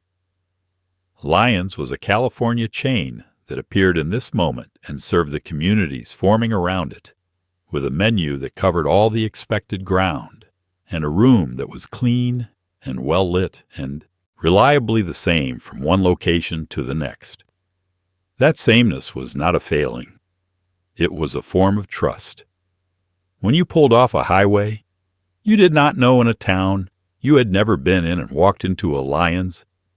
You already knew where the coffee cups were, and you already knew the pie would be there, and that knowledge was worth something. California in those decades was engaged in the largest sustained act of community building in American history. The conversion of agricultural land and open valley into the subdivisions and commercial strips that would eventually become the dominant landscape of the state's interior. Families arrived from other states and other countries and found themselves in neighborhoods that were new in a literal sense, where the concrete was still pale and the trees were still young, and the institutions that give a place its character had not yet formed. Lyons was one of the things that formed first, because a restaurant that was already there when you arrived gave the new neighborhood something that took longer to build organically. The menu at Lyons was built on the premise that California families in the 1960s and 70s wanted what American families generally wanted, which was a range of familiar options at a reasonable price, in a room where children were accommodated rather than merely tolerated. The breakfast section was strong and available through the morning and into the early afternoon on weekends, which matched the rhythm of a California weekend in a way that a stricter breakfast cutoff would not have. The lunch and dinner menus overlapped in the way the California coffee shop menus overlapped, acknowledging that the state's relationship with mealtime was more fluid than the traditional three-act structure implied. The pie case near the register was the Lyons detail that people remembered most specifically, a rotating display of the day's offerings visible from the dining room and from the parking lot through the large front windows, the kind of visible abundance that communicates something about a restaurant's relationship with dessert before anyone has ordered a main course. Cherry and apple and lemon cream and whatever the season suggested, cut in generous slices that arrived on a thick plate with a fork whose weight felt right in the hand. The pie was good in the way that coffee shop pie is good when it is made by people who understand that this is the reason some customers came in. What Lyons gave the new California communities it served was a place that functioned as a kind of provisional town center in neighborhoods that did not yet have one. The parking lot was large, and the hours were long, and the price was reasonable. And the combination of these things meant that Lyons was where you went when you did not know where else to go, which in a new neighborhood, in a new city, in a new state, was a more common situation than it would later become. The restaurant filled a civic function that it had not been designed to fill, and that no one had assigned it, which is how the best local institutions acquire their meaning. Lyons faded through the 1980s as the chains that had been smaller than it became larger, and as the California suburbs it had helped to establish developed the variety of dining options that a mature community accumulates over time. The trust it had built, the specific form of reliability it had offered to families finding their footing in new places, was no longer as necessary once the neighborhood had found its own feet. That is, in its way, a success story. It did what it was needed to do, and the needing eventually passed. Let's come back to Pittsburgh for a moment, because Pittsburgh had a diner culture that deserves its own consideration. The city was built on shift work, on the rhythms of mills and factories and the long, irregular hours that industrial labor demanded, and the diners that served it were shaped by those rhythms in a very direct way. The Pittsburgh diner operated around the clock not as a marketing decision, but as a practical necessity. When a man finished a midnight shift and walked out into the cold air of the South Side at 3 a.m, there needed to be somewhere to go, somewhere with heat and food and a counter where you could sit without explanation. These were not romantic places. They were functional ones. But over time, function becomes its own kind of beauty, and the men who sat at those counters in the dark hours of a Pittsburgh morning were part of something larger than a meal. Pittsburgh's steel industry imposed a logic on the city's daily life that was unlike the logic of a city organized around offices and retail and the standard 8 to 5. The blast furnaces ran continuously, which meant the workforce rotated through shifts that distributed people across all 24 hours in roughly equal numbers. And the city that served those workers had to operate on the same schedule. The bars understood this. The diners understood it. The particular Pittsburgh institution of the 24-hour diner existed because the Pittsburgh economy required it. And what the economy requires, the community provides. The counter at 3 a.m. had a character that was distinct from the counter at noon, and the distinction was not merely about the number of people or the light outside. It was about what brought people in at that hour and what they needed from the experience. The man coming off a midnight turn at the mill arrived with a specific physical exhaustion that is different from the exhaustion of a long day at a desk. A bone-deep tiredness that required food, that was hot and substantial and delivered quickly, because the body had been working for 8 hours and had run through whatever it started with and needed replenishment before it could do anything else, including sleep. The eggs at 3 a.m. tasted different from the eggs at 7, and the difference was not in the preparation, but in the need. When you have been on your feet in front of a furnace for 8 hours and the cold outside is the cold of a Pittsburgh November, and the counter stool is the first thing you have sat on since the beginning of the shift, the eggs are not just eggs. They are the punctuation at the end of a long sentence. They are the signal that the shift is over and the rest of the day, whatever shape the rest of the day takes, is now yours. The Pittsburgh diner and places like it served a community whose working life was hard in ways that are now largely historical. The great steel industry having contracted severely through the 1970s and 80s and reshaped the city around its absence. The mills that generated the midnight shift, that generated the 3 a.m. breakfast customer, are mostly gone, and the diners that served them have followed. What remains is the story of a city that organized its eating around its working, and the specific grace of a counter stool in a warm room at the end of a long, cold shift that no one who experienced it has entirely forgotten. The river is still there. The hills are still there.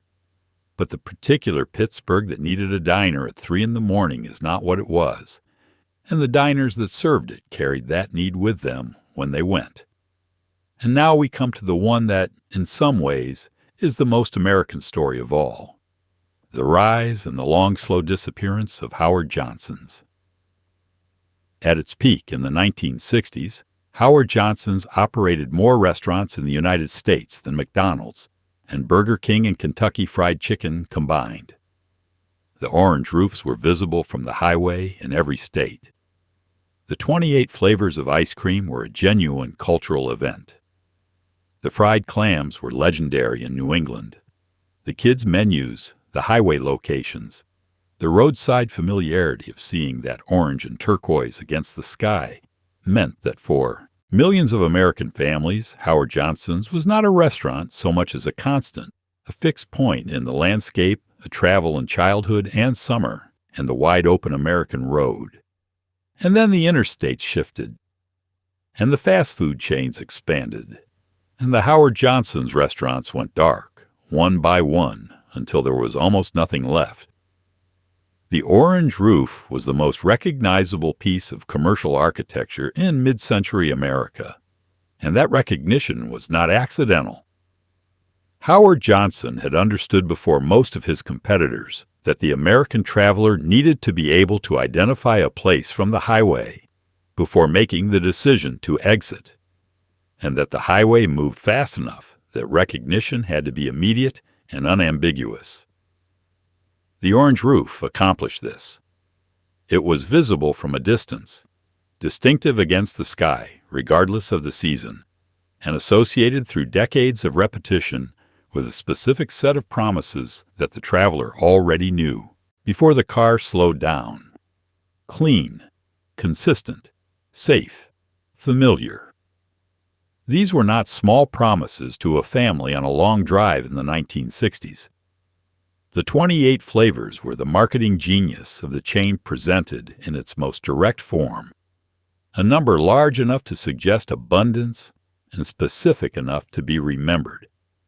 And they were genuine flavors made with real dairy and served in quantities that matched the era's understanding of what a proper portion of ice cream looked like.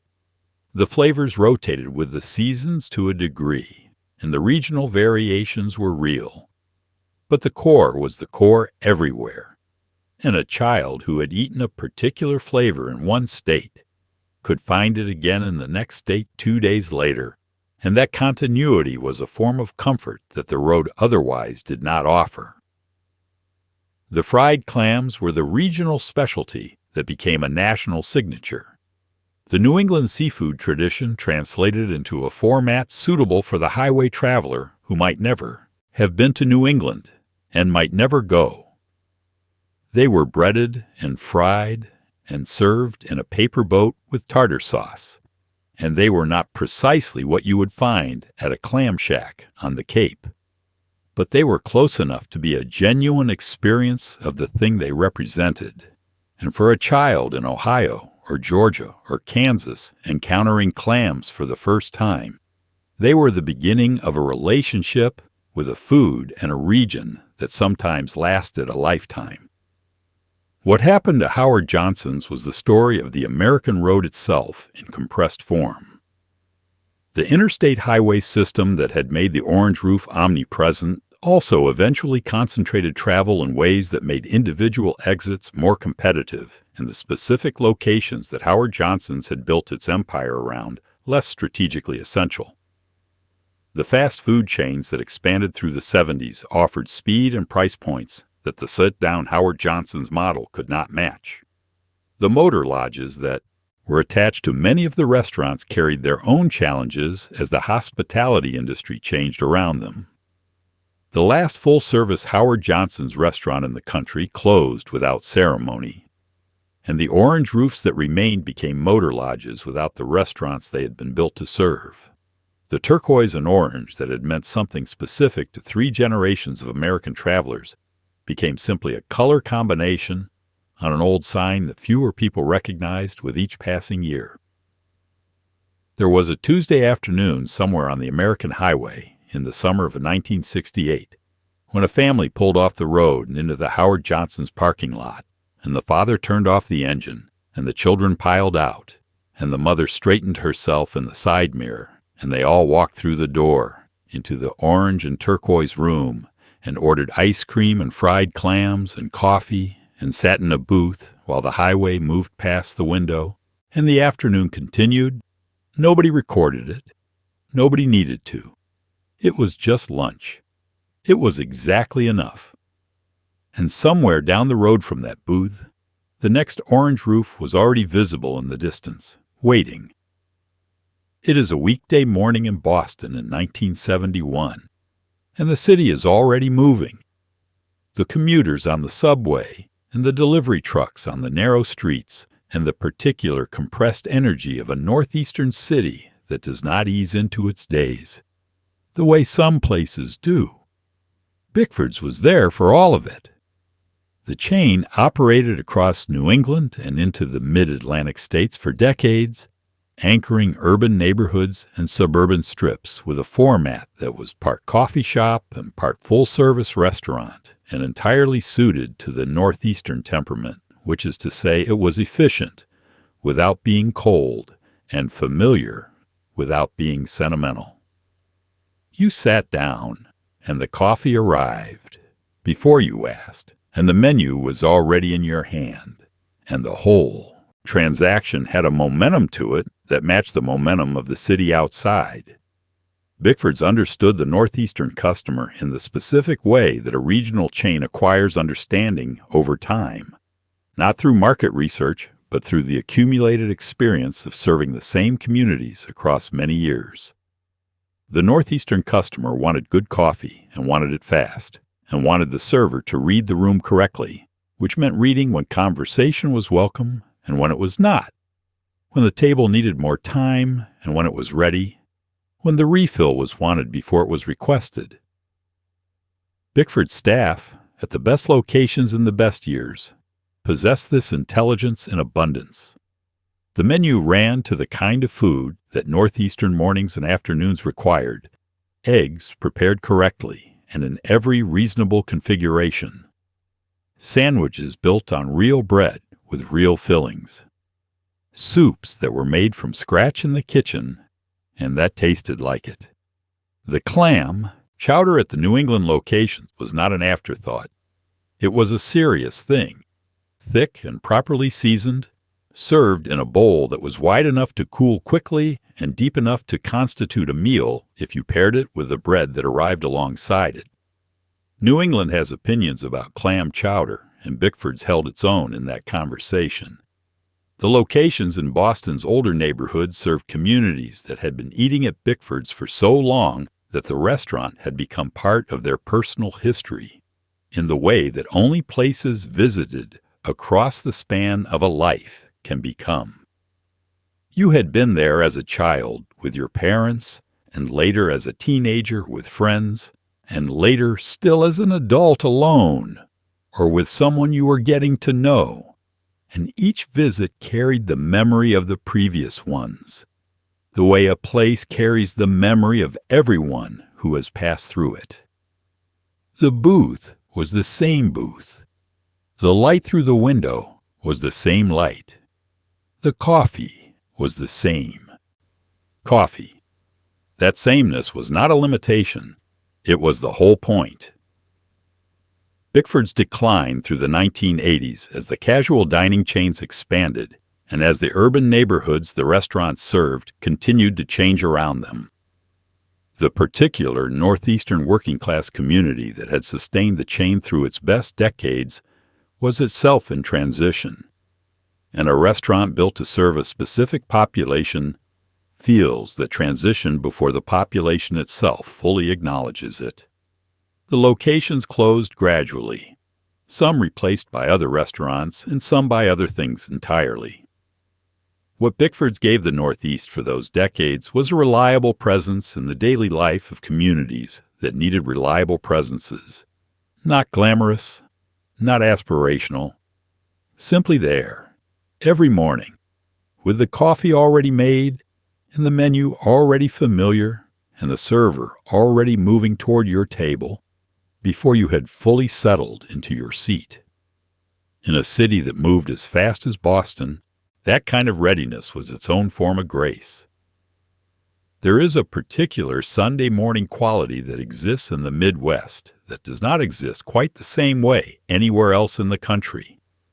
A combination of the light and the quiet and the specific unhurriedness of a region that observes its days of rest with genuine conviction. The original Perkins Pancake House locations, which began in Cincinnati in 1958 and spread across the Midwest through the following decades, were built for that Sunday morning in the same way that a good coat is built for a particular climate.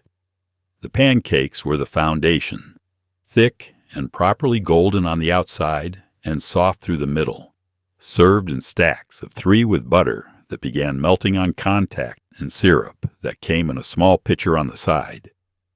The coffee was hot and the room was warm, and outside the parking lot was full of cars that had come from churches in the surrounding neighborhoods, and the whole thing had a rhythm that the week's other mornings did not possess. The pancake, as a Sunday morning institution in the American Midwest, carries a weight that is not entirely about the food. It is about what surrounds the food, the unhurried pace of a meal that begins after church and extends into the late morning without anyone consulting a clock. The particular social ease of a table where the obligation of the week has not yet resumed and the morning belongs to whoever is sitting at it. Perkins understood this and built its original format around it, with booths deep enough to settle into and service paced to match a morning that was not in a hurry. The menu extended well beyond pancakes into eggs and omelets and the full range of American breakfast options. But the pancakes were the identity, and the identity was accurate. The batter was made to a recipe that the chain maintained with care, and the griddle operator knew the temperature required to produce the exterior color that signaled the interior was ready, the specific golden brown that is darker than pale and lighter than burned, and that requires attention and experience to achieve consistently across a morning of continuous orders. At the best Perkins locations in the best years, the pancakes arrived with a consistency that regulars came to trust the way they trusted other reliable things.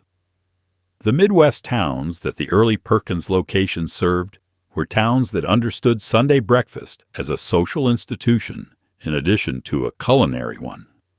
The after-church crowd brought its own particular energy, the slightly elevated quality of people who had already been somewhere together and were now somewhere else together, the conversational looseness of a group that had already spent an hour in relative quiet and was now compensating.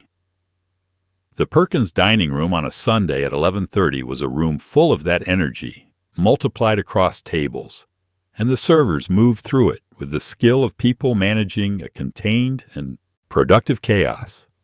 Perkins grew considerably from its original modest format and became a national chain with locations far beyond the Midwest that had defined it, and that growth brought the changes that growth always brings, the standardization and the menu expansion and the gradual dilution of the specific regional character that had made the original locations what they were. The chain continues to operate today, though in reduced numbers following financial difficulties in recent years. But the version of it that existed in the small Ohio and Indiana and Michigan towns of the 1960s and 70s, the version that served the Sunday morning that those towns observed with genuine and unhurried seriousness, was something that the later and larger version approached, but never quite equaled. Let's take a moment with this one. Because the Woolworths lunch counter is not simply a lost restaurant. It is a lost institution in the fullest sense of the word, a piece of daily American life that served a function so ordinary and so essential that most of the people who depended on it never thought to name what it gave them until it was no longer there to give it. The counter ran along the back of the store in most locations, 30 feet of stools bolted to the floor with padding in red or green vinyl, and behind it a cook worked the flat griddle and a waitress moved the line with a coffee pot in one hand and an order pad in the other. And the whole arrangement existed because people who were already in the store on errands needed somewhere to sit and eat without making an occasion of it. The grilled cheese was 35 cents. The pie was 15.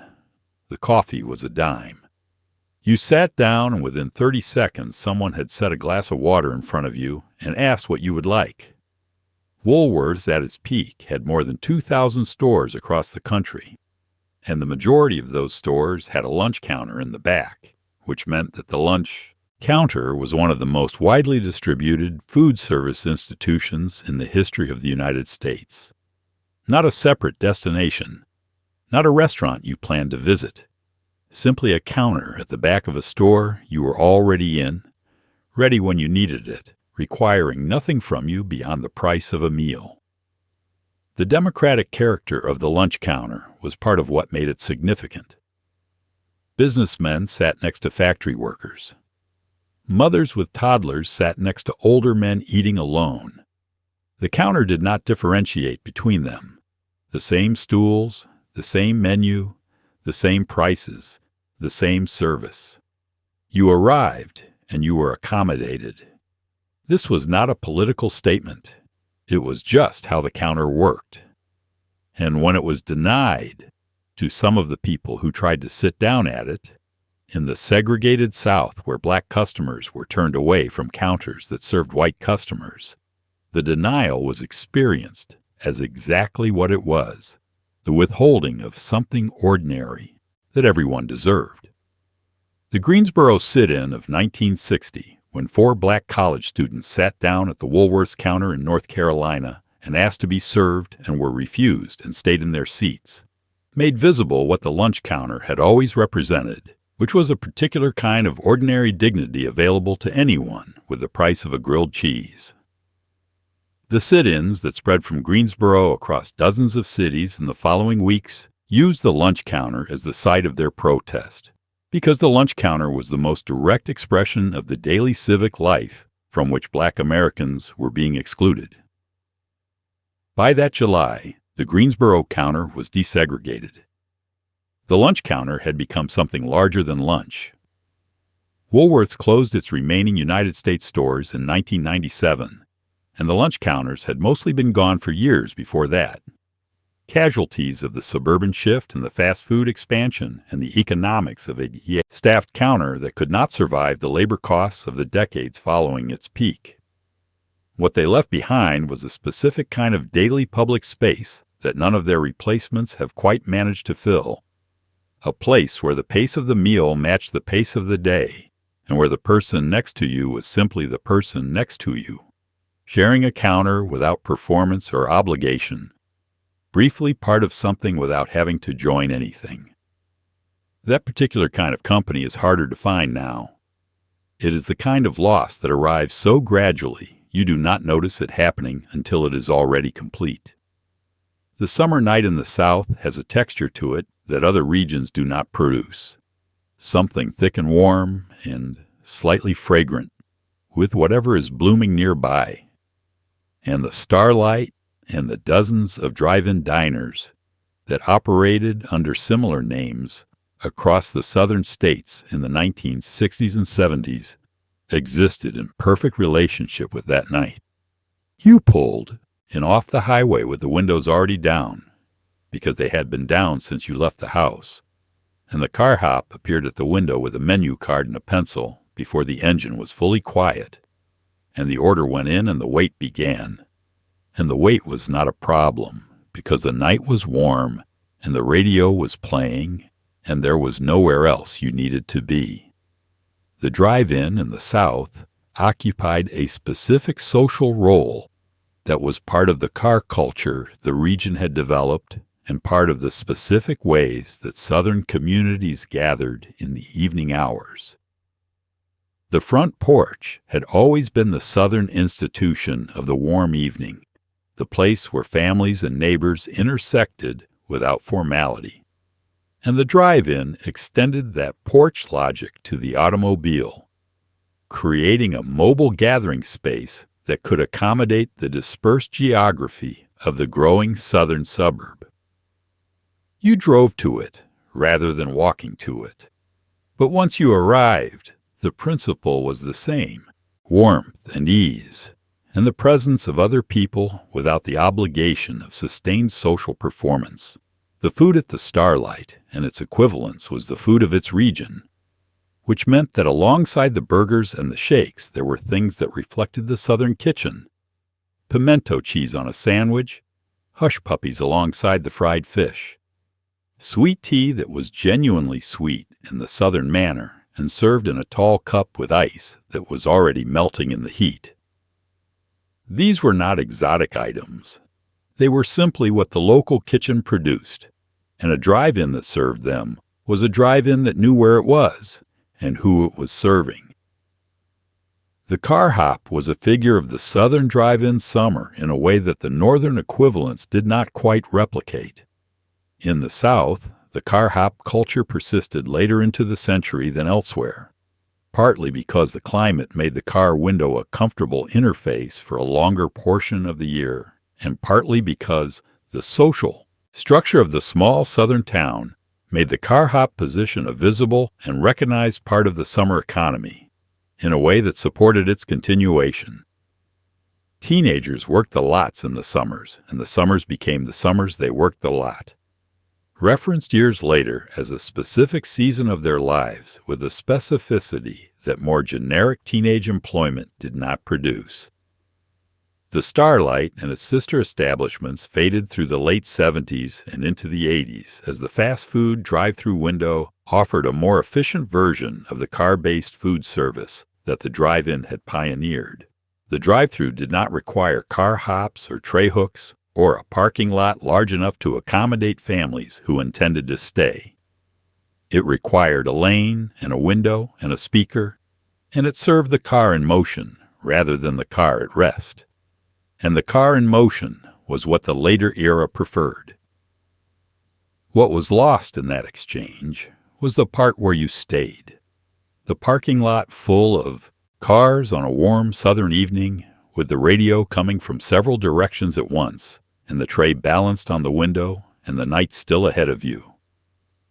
That particular version of the evening has no modern equivalent, and the people who knew it are aware of its absence in ways that are difficult to put into words, but that come back reliably on warm evenings when the windows are down and the radio is on and there is nowhere particular to be.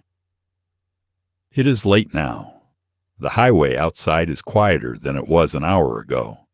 The last few cars have pulled through and the parking lot has mostly emptied, and somewhere in the kitchen the grill is being scraped down for the night. The flat top cooling slowly, the smell of a full day's work still hanging in the air, the way it does in rooms that have been busy and are now winding down. You have been sitting at this counter for a while now. 30 places, 30 rooms, 30 versions of the same essential thing, which is a warm space on a cold street, or a cool room on a hot evening, or simply somewhere to be that was not complicated and did not ask anything of you beyond the price of a meal and the willingness to sit down. Think about what all of these places had in common. Not the food, though the food mattered. Not the decor, though the chrome and the vinyl and the neon and the pie cases and the swiveling stools were all part of it. What they had in common was simpler than any of that. They were there. They were reliably, consistently, dependably there. And the people who needed them knew they would be there. And that knowledge shaped the days around them in ways that were invisible until the places were gone and the days lost their shape. The lunch counter that gave the morning its structure. the drive-in that gave the summer evening its destination, the neighborhood diner that gave the shift worker his first hot meal at the end of something long and hard, the family restaurant that gave the Sunday afternoon its anchor, the 24-hour coffee shop that gave the sleepless night somewhere to put itself. None of these were glamorous functions. None of them required a reservation or a particular occasion. They were simply available, the way sidewalks are available, and bus stops are available, and the other small, reliable infrastructure of daily life is available. And like all infrastructure, they became most visible in their absence. There is a version of the American story that gets told through its monuments and its milestones and its great official moments, and that version is real, and it matters. But there is another version that gets told through its lunch counters and its drive-ins and its neighborhood diners and its 24-hour coffee shops, through the ordinary transactions of ordinary days conducted in rooms that most people never thought to photograph or preserve or even particularly notice. That version is also real. It is, in some ways, more real because it is the version that most people actually lived. The places on this list are mostly gone now. Some closed gradually as the neighborhoods around them changed, and the foot traffic thinned, and the economics shifted in the direction of something more efficient and less personal.